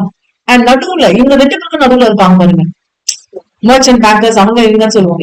இவங்க வந்து மார்க்கெட் இன்டர்மீடியட்ஸ் சொல்லுவாங்க. எல்லாமே பேங்க்ஸ் தான். இப்போ கம்பெனி வந்து ஷேர்ஸ் இஷ்யூ பண்ணதுன்னா பப்ளிக் டைரக்டா வந்து கம்பெனி பப்ளிக் கிட்ட வந்து இது பண்ணாது. இதுக்கு ஏற்கப்பட்ட இன்டர்மீடியட்ஸ் இருப்பாங்க, அந்த பேங்க் இந்த பேங்க். ஓகே, இப்போ ஷேர்ஸ் எல்லாமே டிமேட் ஷேரா வைக்கணும். பப்ளிக் கம்பெனி அந்த டிமேட் ஷேரா வைக்கணும். டிமேட் ஷேர்ஸ் இஷ்யூ பண்ணணும்னா ஆப்வியஸ்லி வந்து நீங்க பிசிக்கல் ஃபார்ம்ல வைக்க கூடாது. அப்போ சாஃப்ட் மோட்ல வைக்கணும். பிசிக்கல் ஃபார்ம்ல இல்லாததான டிமேட் ஷேர்ஸ், சாஃப்ட் மோட்ல வைக்கணும். அப்போ பணம் டிரான்சாக்சன் நடக்கிறது எல்லாமே வந்து ஒரு பேக்கர் மூலியமா நடக்கும். ஓகே, அதுக்கு பிறகு ஷேர் டிரான்ஸ்பர் ஏஜென்ட்ஸ் இருக்காங்க. ஷேர் ஏன்னா எல்லாமே வந்து டிமேட்ல போயிடுச்சுன்னா என்ன நடக்குதுன்னே தெரியாதுல்ல. சோ ஷேர் டிரான்ஸ்பர் நிறைய பேர் இருக்காங்க. சோ ஆக்சுவல் மார்க்கெட் இன்டர்மீடியட்ஸ் பத்தி பேசணும்னாலே ஒரு மினிமம் ஒரு 20 பேரை பத்தி பேசலாம். ஓகே, அவ்வளவு விஷயங்கள் இருக்கு. இப்போதைக்கு நம்ம இருக்காங்கன்னு தெரிஞ்சுப்போம். Okay, and 3 functions. Yes, beautiful term. So you are very much aware of this term, right? Quasi. What do you mean by quasi? Half judicial. So பாதி பவர் வந்து பாதி இல்ல, முக்காவாசி பவர். ஏன்னா காசிக்கு ஹாஃப் சொல்லிட்டு கொலோக்கியலா சொல்றதுதான். சோ பாதிக்கிறத யூஸ் பண்ணக்கூடாது. மோஸ்ட் ஆஃப் த பவர் வந்து ஆக்ட் மூலமா, ஸ்டாட்யூட்டரி பவர்ஸ் சொல்றோம் இல்லையா, by statute SEBI has got the powers. And sometimes வந்து கவர்மெண்ட் வந்து பண்ண சொன்னா SEBI பண்ணிதான். கவர்மெண்ட் வந்து பண்ண சொல்றதுக்கு கவர்மெண்ட் அத்தாரிட்டி வச்சிருக்காங்களான்னா ஆமா ஆக்ட்ல சொல்லிருப்பாங்க, கவர்மெண்ட் இஸ் எம்பவர்ட்னு சொல்லிட்டு சொல்லிருப்பாங்க. Okay, so 3 function. ஒன்னு வந்து லெஜிஸ்லேட்டிவ் ஃபங்க்ஷன், இன்னொன்று ஜுடிஷியல் ஃபங்க்ஷன், இன்னொன்று எக்ஸிகியூட்டிவ் ஃபங்க்ஷன். இதுல 4வது ஃபங்க்ஷன் மிலிட்டரி ஃபங்க்ஷன் படிச்சிருப்பீங்க நீங்க. ஞாபகம் இருக்கா? கவர்மெண்டோட ஃபங்க்ஷன் என்னென்னு பாத்தீங்கன்னா ஒன்னு வந்து லெஜிஸ்லேஷன், லெஜிஸ்லேட்டிவ்னா லா மேக்கிங் பாடி. ஓகே, இன்னொன்னு எக்ஸிக்யூட் பண்ணுவாங்க, இம்ப்ளிமெண்டிங் பாடி. ஓகே, எக்ஸிக்யூட் பண்ண தப்பா போங்க judiciary, supreme court and other cases. யார் இந்த லெஜிஸ்லேட்டிவ் பாடி? பார்லிமெண்ட். லோக்சபா கிட்ட போயிட்டு ராஜ்யசபா கிட்ட போயிட்டு பார்லிமெண்ட் பிரசிடென்டோட அசென்டோட வரும். லெஜிஸ்லேட்டிவ் பாடியா யார்? எக்ஸிகியூஷன். அந்த அத்தாரிட்டி இந்த SEBI கூட அத்தாரிட்டி தானே. அந்த அத்தாரிட்டி இந்த அத்தாரிட்டி யார்? Judiciary, courts, district courts, civil courts, criminal courts எல்லாமே வந்துருவாங்க. அண்ட் மிலிட்டரி ஆர்கன் இருக்கு. இது வந்து இந்தியாவோட 4 ஆர்கன்ஸ் கான்ஸ்டிடியூஷன் டிஃபைன் பண்ணிருக்காங்க. இப்ப நம்ம வந்து இந்தியா வந்து இந்த ஸ்டாட்யூட்டரியா பவர் கொடுத்துருக்காங்க, நம்ம காசி தானே யூஸ் பண்ணுவோம். Quasi legislative, quasi judicial, quasi executive. எப்படிமா லெஜிஸ்லேட்டிவ் சொல்றீங்க? It can have its own regulations. ஒன்னு can have its assignment note பண்ணிக்கிறீங்களா? SEBIயோட என்னென்ன ரெகுலேஷன்ஸ் இருக்கு? ஒரு 5 மட்டும் கொடுங்க. எனக்கு எக்கச்சக்கமா இருக்குது, 5 மட்டும் கொடுங்க. SEBIயோட ரெகுலேஷன். ஆக்சுவலா இது எப்படி நீங்க சர்ச் பண்ணாலும் SEBI போட்டு அந்த ரெகுலேஷன் பேரே வந்துடும் பிராக்கெட்ல. ரெகுலேஷன்ஸ் 2000, ஓகே, இல்ல 2015 இந்த மாதிரி பிராக்கெட்ல போட்டு வந்துடும். ஒரு கம்பெனி வந்து லிஸ்டிங் பண்ணுதுன்னா அது என்னென்ன டிஸ்க்ளோசர்ஸ் பண்ணும். இது போய் LODR சொல்லுவாங்க. ஃபார் எக்ஸாம்பிள் நோட் பண்ணிக்கலாம். SEBI LODR ரெகுலேஷன், பிக்ஸ் ரெகுலேஷன். ஓகே, இன்னும் 3 வருஷம் நீங்க கண்டுபிடிச்சிருங்க, மொத்தம் 5 பாருங்க. Quasi judicial. ஓகே, ஏன் ஜுடிஷியல் சொல்றோம்னா SEBIக்கு ஒரு ட்ரிபியூனல் இருக்கு. ட்ரிபியூனல்னா கோர்ட் இல்லையா இருக்கு. ஏன் எக்ஸிகியூஷன் சொல்லி பார்த்தோமே, அந்த மெம்பர்ஸ் இந்த மெம்பர்ஸ் எல்லாமே சேர்ந்து இம்ப்ளிமெண்ட் பண்ணிடுவாங்க. இம்ப்ளிமெண்ட் வேலை பண்றதுக்காக தான் அவங்க இருக்காங்க. Okay, so here's an appeal process to create accountability. Appeal process என்னது? ஏதாவது ஒண்ணுன்னா மேல இருக்கிற அத்தாரிட்டி கிட்ட போகலாம். சோ we have the Securities Appellate Tribunal. ஆக்சுவலா ட்ரிபியூனல்னா கோர்ட் இல்ல, ஆனா கோர்ட்டுக்கு ஈக்குவல் பவர்ஸ் இருக்கு. நம்ம வந்து இங்க ஜுடிஷியரின்னு பார்க்கும்போது எல்லா கேஸஸும் எங்க போகும், civil court, criminal court, district கோர்ட்னு இருக்கும். அதுக்கு பிறகு வந்து ஹை கோர்ட்டுக்கு போகும், அதுக்கு பிறகு சுப்ரீம் கோர்ட்டுக்கு போகும். இப்போ கம்பெனி ரிலேட்டட் கேசஸ் NCLT-க்கு போகுது. ஓகே, காம்படிஷன் ரிலேட்டட் கேசஸ் வந்து காம்படிஷன் ட்ரிபியூனலுக்கு போகும், சிடி சொல்லுவாங்க. C18 இருக்கு. இன்கேஸ் காம்படிஷன் ட்ரிபியூனல் கிட்ட எனக்கு ஃபேவரபிளா வரலன்னா காம்படிஷன் அப்பீலேட் ட்ரிபியூனல் கிட்ட போக கேட் சொல்லுவாங்க. CAT is famous word. நீங்க கேட் காம்படிஷன் டேர்ம் யூஸ் பண்ணாலே கிளியரா சொல்லிடுவோம் அது. ஓகே, சோ இந்த மாதிரி கேசஸ். சோ ட்ரிபியூனல்ங்கிறது ஒரு ஆக்ட்ல அந்த கோர்ட்டுக்கு உண்டான ஈக்குவல் பவர்ஸ் இந்த கேசஸ்க்காக மட்டும் கொடுத்தது ட்ரிபியூனல் சொல்லி. சோ இந்த ட்ரிபியூனல் வந்து 3 மெம்பர்ஸ் இருப்பாங்க. மூணு மெம்பர்ஸ் இருப்பாங்க. இன்கேஸ் ட்ரிபியூனலுக்கு போய் அப்பீலேட் ட்ரிபியூனலுக்கு போய் உங்களுக்கு ஃபேவரபிளா கிடைக்கலன்னா it go for second appeal directly Supreme Court. பாருங்க எவ்வளவு பெரிய விஷயம் இல்ல. டைரக்டா சுப்ரீம் கோர்ட்டுக்கு எல்லா கேஸும் போகாது. ஓகே, குத்தி கொலையே பண்ணாலும் பேச்சு சொல்றேன், குத்தி கொலையே பண்ணாலும் சுப்ரீம் கோர்ட் டைரக்டா போகாது. கிரிமினல் கோர்ட்டுக்கு போகும், அதுக்கு பிறகு ஹை கோர்ட்டுக்கு போகும், அதுக்கு பிறகுதான் வந்து எங்க okay. So it's a very proactive role in streamlining. Proactive. நடந்த பிறகு பாத்துக்கலாங்க அப்படின்னு சொல்றது இல்ல. ஏதோ நடந்துச்சுன்னா பாத்துக்கலாம் அப்படின்னு சொல்றது இல்ல. எதுவுமே நடக்காம பாத்துக்கலாம் அதுக்காக சொல்றோம். ப்ரோஆக்டிவ். முன்னாடி ஸ்டெப்ஸ் எடுக்கும். So streamlining disclosure requires. அதான் எல்ஓடிஆர் சொன்னா இல்லையா, எல்ஓடிஆர் இந்த எக்ஸ்பான்ஷன் வேணா பார்த்து சொல்லுங்க. Requirements international standards. இப்ப நம்ம குளோபலைசேஷன்ல இருக்கிறோம் இல்லையா, சோ இன்டர்நேஷனல் ஸ்டாண்டர்ட்ஸோட மேட்ச் பண்றது. What are the powers of SEBI? செபிக்கு வந்து ஒரு சில பவர்ஸ் இருக்குன்னு சொல்றோம் இல்லையா. To approve bylaws of stock exchange. Stock exchanges என்னென்ன விஷயங்கள் பண்ணும். இன்டர்னல் பைலாஸ் தான் என்னது, ஒரு கம்பெனியோட ஏஓஏ வந்து பைலாஸ் அப்படின்னா இன்டர்னல் மேனேஜ்மெண்ட் பத்தி பேசுது. அதே மாதிரி ஸ்டாக் எக்ஸ்சேஞ்சோட இன்டர்னல் மேனேஜ்மெண்ட் பத்தி பேசுறது. ஸ்டாக் எக்ஸ்சேஞ்ச் வந்து இன்கேஸ் வந்து என்ன மாதிரியான விஷயங்கள் இன்க்ளூட் பண்ணிருக்காங்க அது வந்து அமெண்ட் பண்றது ரைட்ஸ் இருக்கு. Okay, and inspect the books of accounts and call for periodic returns and inspect the books of accounts of a financial intermediary. So intermediary also plays the role and to compel certain companies to list their shares in one or more stock exchanges. Okay, இதெல்லாம் பண்றது செபியோட role. இப்போ business ஃபெசிலிட்டேட்டரா பார்க்கலாமா? Okay, ஜெனரலா SEBI பத்தி பேசியிருக்கோம். இப்போ business ஃபெசிலிட்டேட்டரா பார்க்கணும்.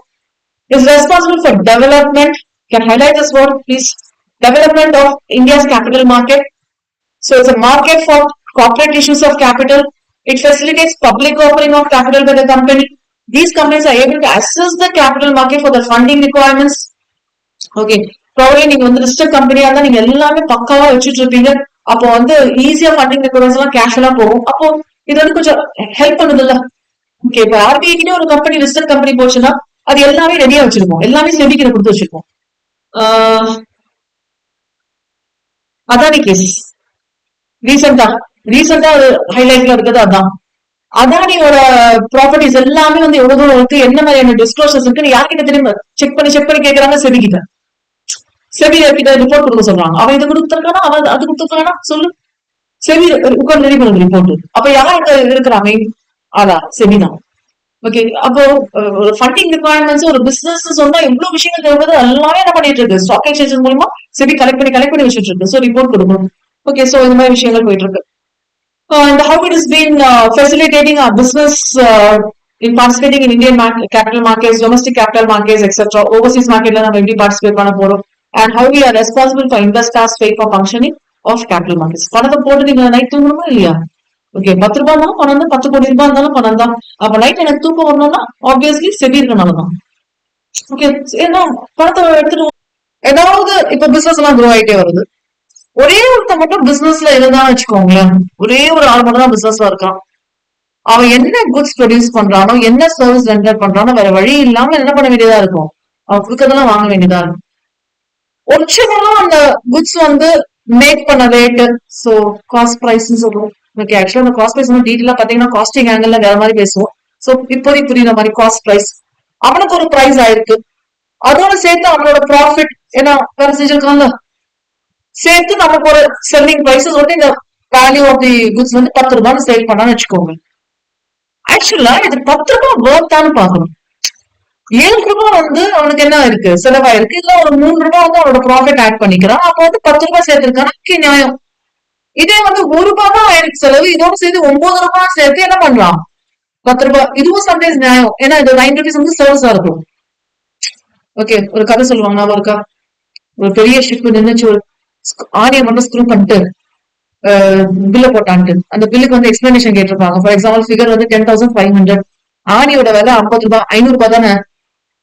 அந்த ஆணி எங்க ஸ்க்ரூ பண்ணணும்னு கண்டுபிடிச்சோம்ல, அதுக்கு 10,000 கோல்டு தரணும். அந்த ஆணியை வந்து எங்க ஸ்க்ரூ பண்ணா சவுண்ட் வராது, ஒர்க் பண்ண சொல்லி கண்டுபிடிச்சா இல்லையா. ஓகே, அந்த மாதிரி இருக்குது. ஆக்சுவலா என்னோட கசின் வந்து மெரான் இன்ஜினியர். சோ கப்பலமா சுத்திட்டு இருப்பான். ஏற்கனவே ஷேர் பண்ணிருப்பேன் நினைக்கிறேன். இந்த இந்த இந்த கதைலாம் கேட்கும்போது நம்மளுக்கு கொஞ்சம் சிரிப்பா இருக்கு. இல்லைன்னா வந்து என்னது நிஜமான ஏன்னா கரெக்டா சொல்லுவோம். லைட்டா ஃபுல்லா என்ன கடலை போயிட்டே இருப்பாங்க. ஓகே, வேற எந்த ஒரு என்டர்டைன்மெண்ட்டும் இல்ல அவங்களுக்கு. சோ கடலை போயிட்டே இருப்பாங்க. எப்போ ப்ராப்ளம் வருதோ இமீடியட்டா வந்து என்ன பண்ணணும், அவங்க கரெக்ட் பண்ணுவாங்க. அது எப்போ வேணாலும் இருக்கலாம், எந்த டைம்லாம் சொல்ல முடியாது. ஒரு சின்ன சவுண்டை வச்சு எல்லாமே அவங்க வந்து மைனியூட்டா பார்ப்பாங்க. சோ அந்த மாதிரி அவங்களோட personal experience you sharing with ஒரு சின்ன ஸ்க்ரூ அந்த மாதிரி தான் இருக்கலாம். ஸ்க்ரூ எல்லாம் இல்ல, நம்ம நினைக்கிற மாதிரி இந்த ஸ்க்ரூ எல்லாம் இல்ல. ஸ்க்ரூனா ஒரு சின்ன விஷயம் தான், அதை கரெக்ட் பண்ணோம்னா ஒன்னும் ப்ராப்ளம் இல்ல. ஒரு இன்னொரு கேஸ் வந்து ஷேர் பண்ணது வந்து என்னென்னவோ ட்ரை பண்ணி பார்த்தாலும் வேற ஆப்ஷனே இல்ல. ஓகே, வேற வழி இல்லாம வந்து நடுக்கடல்ல ஷிப்பை நிறுத்தி தான் ஆகணும். அந்த நடுக்கடலுக்கு வந்து வேற ஒரு ஆம்புலன்ஸ் சர்வீஸ் சொல்லுவோம் இல்லையா. நம்ம ஆம்புலன்ஸ் சர்வீஸ் அங்க மெக்கானிக்கல் ஆம்புலன்ஸ் சர்வீஸ் இருக்கும் இல்லையா. அவங்க வந்து இமிடியேட்டா நியர்பை போர்ட்டுக்கு வந்து கொண்டு வரதுக்கு என்ன ப்ரொவைட் பண்ண ஃபியூலாம் இருக்கு. நியர்பை போர்ட்டுக்கு வந்து கொண்டு வரதுக்கு என்ன இமிடியேட் பண்ண முடியுமோ, ஓகே ஐசியூல வச்சிருந்த மாதிரி நடுக்கடல்ல என்ன இமிடியேட்டா பண்ண முடியுமோ பண்ணி கொண்டு வந்தாங்க. நடுக்கடல்ல 10 நாள் வந்துருக்காங்க. வேணா ஓட முடியாது, ஷிப் ஒன்னும் risk, you should not move from place. அந்த மாதிரி சில எக்ஸ்பீரியன்ஸ் அப்பெல்லாம் சின்ன விஷயம் இல்லை இல்லையா. அப்போ இது வந்து ரீசனபிளா இருக்கா? சரி, ஒரு ப்ராடக்ட்னா அதோட வேல்யூ பார்க்கணும். நம்ம ஆக்சுவலா வேல்யூ வந்து என்ன பண்ணிட்டு இருக்கோம்னா, வேல்யூ ஆஃப் ஒர்த்ங்கிறது இன் டர்ம்ஸ் ஆஃப் மணில தான் நம்ம மெஷர் பண்ணிட்டு இருக்கோம். அப்ப நார்மலா ஒரு லேபர் கிட்ட 10 ரூபாய்க்கு இந்த புக்ஸ் வாங்கினேன், ஓகே நல்லா இருக்கு நல்லா இல்ல அப்படின்னு சொல்றாங்கன்னா இந்த 10 ரூபாய் அவன் மைண்ட்ல வச்சுட்டு ஒண்ணு சொல்லிப்பான். அப்ப அந்த பிசினஸ் சர்வீஸ் வந்து பிசினஸ் வந்து என்ன பண்ண ஸ்டார்ட் பண்ணிருவாங்கன்னா, பிசினஸ் ஆர்கனைசேஷன் வந்து அவன் என்ன சேல் பண்ணாலும் அது வந்து நம்ம வேற வழியிலாம வாங்க வேண்டியதாயிடும். அவன் மட்டும் வந்தான் யோசிப்பீங்கல்ல. ஏன் இவன் வந்து இதே வந்து இன்னொரு பிராண்ட் ஏ பிராண்ட் பி, இதே வந்து இன்னொருத்த வந்து 9 rupees தரான். சரி இவ்வளவு நாள் நம்ம பிராண்டே யூஸ் பண்றோம், எதுக்கு நம்ம பிராண்ட் பி போகணும் அப்படின்னு நினைச்சு நீங்க வந்து பிராண்டே ஃபாலோ பண்ணீங்கன்னா, பிகாஸ் 1 rupee doesn't matters, சின்ன ஒரு டிஃபரன்ஸ் தான். இதே வந்து 5 ரூபாய் தரோம் 10 ரூபாய், அப்ப நீங்க என்ன நினைப்பீங்க, அதே குவாலிட்டி பிராண்டிங் வாங்க ஏமாத்துறானே அப்படின்னு நினைப்போம்ல. அப்ப இதெல்லாமே இருக்கக்கூடாதுங்கிறதுக்காக காம்படிஷன் ஒரு கண்டென்ட் கொண்டு வராங்க. சோ காம்படிஷன் எல்லாத்துலயும் இருக்கு. So basic intro common man, இதுவும் ஒரு கான்ஸ்டிடியூஷன்ல இருக்கிற ஒன் ஆஃப் த ரைட்ஸ் தானே. நமக்கு என்ன வேணுமோ அதை நம்ம வாங்கி சாப்பிட்டுக்கு நமக்கு ரைட்ஸ் இருக்கு. Okay, unless the doctor says சாப்பிடாதீங்க உங்களுக்கு வயசாயிடுச்சு டயட்ல இருக்கு சொல்ல மாட்டோம். So access to the broadest range of goods and services are the most competitive prices. Competition increase ஆக ஆக ப்ரொடியூசர்ஸ் வந்து மேக்ஸிமம் என்ன பண்ணுவாங்க, மேக்ஸிமம் இன்சென்டிவ் டிஸ்கவுண்ட் தரது, இல்லைன்னா வந்து புதுசு புதுசா இனோவேட் பண்ணுவாங்க. அண்ட் ஸ்பெஷல் எக்ஸாம்பிள் மொபைல் இண்டஸ்ட்ரியே வச்சுக்கலாம். என்னென்னமோ கொண்டு வராங்கல்ல, ஃபிளிப்பு ஃபிளாப்பு, ஓப்பன் அது இதுன்ட்டு அதெல்லாம் கம்பேரிசன் வேற. இதெல்லாம் என்ன ஆகும்னா reduced cost and you get more choice. Innovations எல்லாம் வருதுன்னா என்ன இருக்கும், உங்களுக்கு நிறைய சாய்ஸ் இருக்குன்னு அர்த்தம். So it's becoming a high essential to achieve this objective also. So level playing field இருக்கணும்ங்கிறதுக்காக காம்படிஷன், டைரக்ட் காம்படிஷன் இருக்கு, இன்டைரக்ட் காம்படிஷன் இருக்கு. டைரக்ட் காம்படிஷன் டைரக்டா நான் வந்து கம்பீட் பண்றது like Coke and Pepsi, pizza Hut and Domino's, direct competition. ஏன்னா ஒரே product exact ஒரே ப்ராடக்ட். இன்டைரக்ட் காம்படிஷன்ங்கிறது எக்ஸாக்ட் ஒரே ப்ராடக்ட் இல்ல, ஆனா க்ளோஸ் சப்ஸ்டியூட்ஸ் இருக்கும். அது மூலியமா like ready to eat meals, frozen parathas, பக்கத்துல ஹோட்டல்ல போய் 2 இட்லி சாப்பிடறதுக்கு பதிலா வாங்கி வச்சுக்கலாம், நூறு சாப்பிட்டு தள்ளிடுவோம் வாழ்க்கைய அப்படின்னு இருக்குல்ல.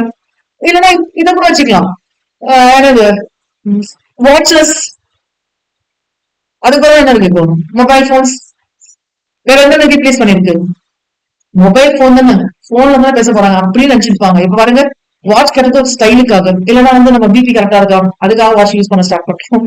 ஓகே, வேற டார்ச் லைட், கேமரா. ஓகே, இதெல்லாமே இல்ல. தனியா எங்க கேமரா தூக்கிட்டு போறீங்க, தனியா எங்க டார்ச் லைட், இருட்டா இருக்கும் பரவாயில்ல இருக்கு, பிளாஷ் லைட் நல்லாவே இருக்கு இதுன்னு நினைக்கிறோம். சோ வாட் ஹேப்பன்ஸ் இஸ் இதெல்லாமே ரீப்ளேஸ் ஆயிடுச்சு, இதெல்லாம் வந்து சப்ஸ்டிட்யூட் ப்ராடக்ட் ஆயிடுச்சு. Okay okay fine. So you know about Sony cameras right. Sony camera, சோனியோட ஹைலைட்டே வந்து சூப்பரா இருக்கும் quality. Sony system, sound system எல்லாம் யூஸ் பண்ணிங்கன்னா பக்காவா இருக்கும். சோனியோட ப்ளூடூத் ஓகே எல்லாமே செம்மையா இருக்கும்.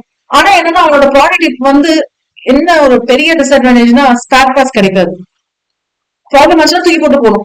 ஓகே, வந்து கேமரால இல்லன்னு பாத்தீங்கன்னா ஒன் பிளஸ் மொபைல்ல சோனி கேமரா தான் இருக்கும். எல்லாரும் ஒன் பிளஸ் மொபைல் நல்லா இருக்கேன் நல்லா இருக்கேன்னு பாத்தீங்கன்னா ஏன் இந்த கேமரா நல்லா இருக்கு அப்படின்னு பாத்தீங்கன்னா சோனி கேமரா. அப்ப சோனி கேமரா நல்லா தான் இருக்கும்.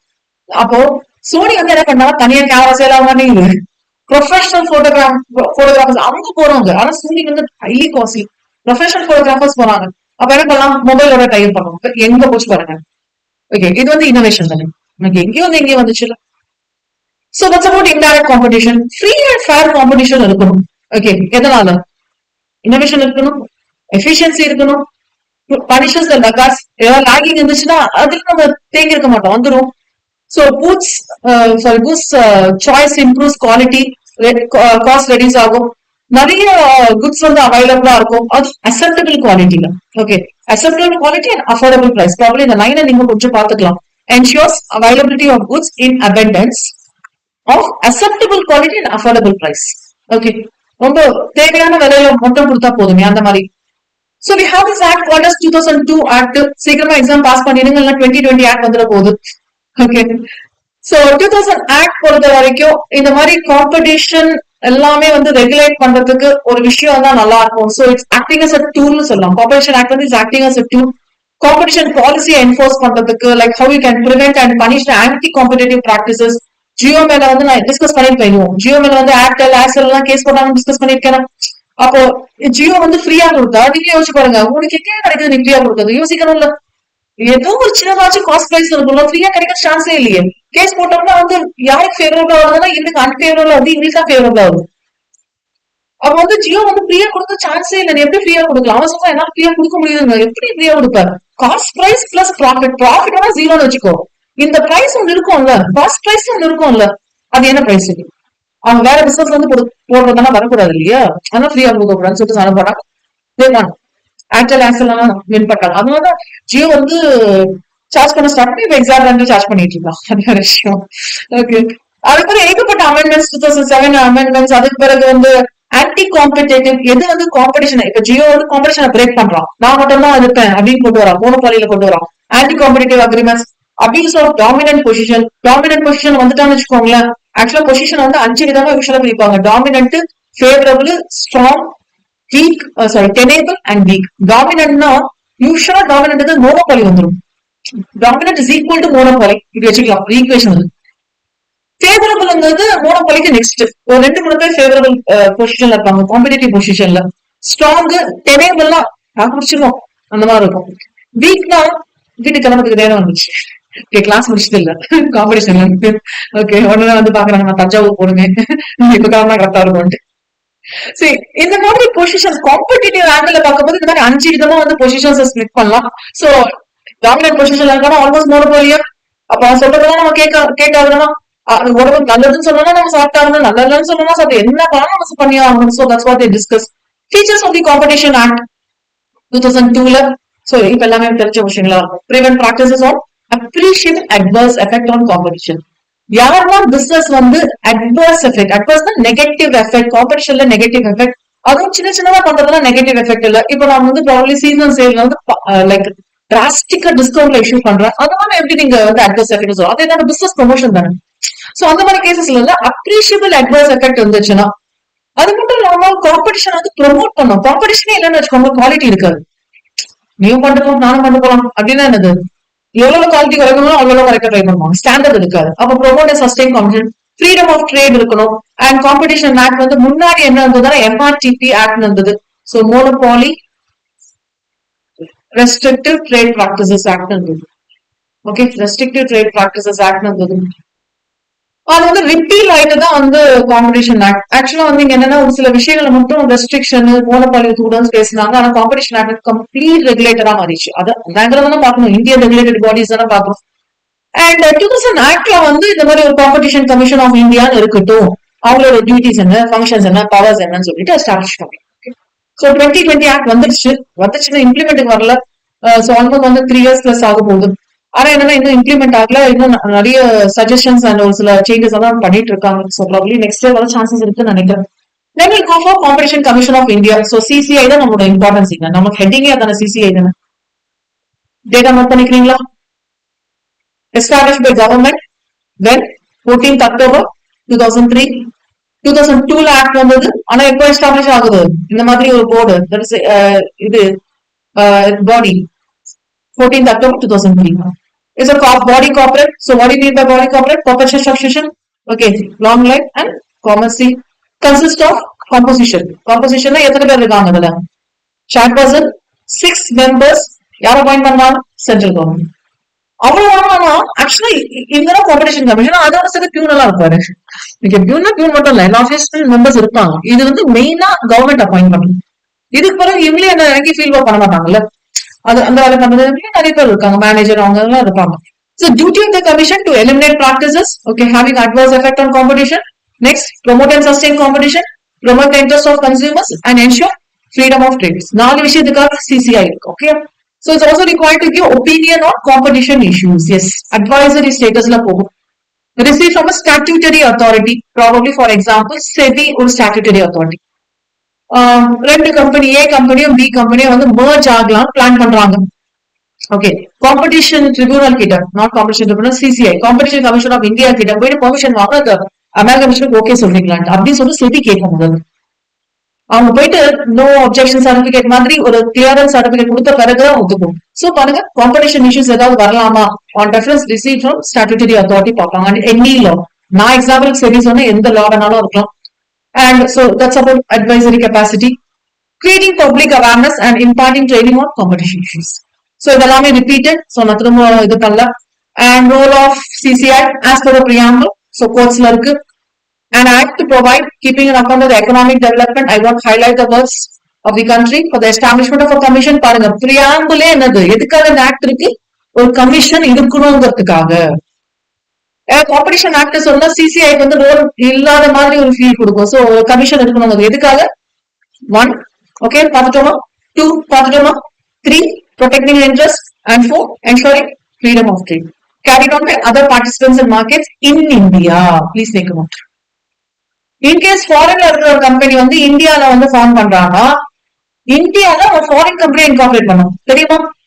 In case he is having a place of business in India, we call it as foreign company. அப்ப வந்து இன்கார்பரேஷன் வந்து இந்தியன் லாவே வரணும். ஏன்னா பிகாஸ் ஆஃப் திஸ் ஆக்ட் இங்க வந்துச்சு பாருங்க. ஏன்னா அவன் வந்து இங்க ரூல் வந்து பாத்தீங்கன்னா இந்தியாவில இருக்கிறவங்க மட்டும் தான் ரெகுலேட் பண்ண முடியும். அதர் கண்ட்ரீஸ்ல இருந்து வந்தவனுக்கு என்ன லா இருக்கு? அவன் ஊர் லாவா இருக்க முடியாது. இப்ப நம்ம ஊர்ல தான் பிசினஸ் பண்ணுவான். எக்கனாமிக் மாடல் மாறிச்சுல அவனுக்கு. Okay okay, so with respect to எதுக்காக objectives, markets work for benefit and welfare of consumers. Consumersக்காக தான் ultimate goods and services அவங்க தான் யூஸ் பண்றாங்க. And with respect to ensure healthy and fair competition, implement competition policies, utilization of economic resources, effective relationship and interaction maintained with respect to sectoral regulators. For example, நம்ம SEBI எடுத்துக்கலாம் எக்ஸாம்பிளுக்கு. And advocacy provide பண்றதுக்காக and spread the information on benefits of among all stakeholders, not shareholders, stakeholders.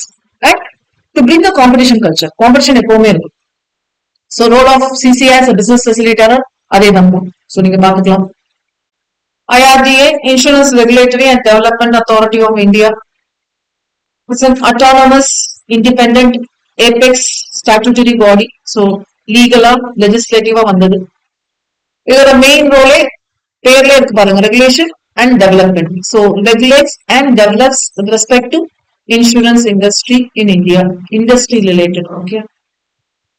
So we have this authority and it's been constituted under this act, empowered 1999.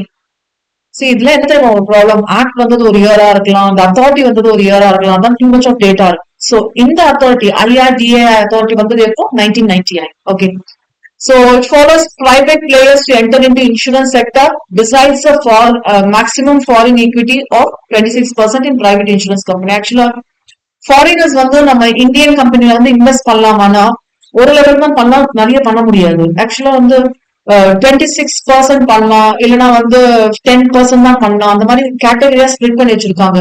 Foreign direct investment சொல்லுவோம், 26% எல்லாம் வந்துச்சுன்னா 10% வரைக்கும் இருக்கு. Foreign portfolio investment சொல்லுவோம். இந்த மாதிரி நிறைய விஷயங்கள் இருக்கு.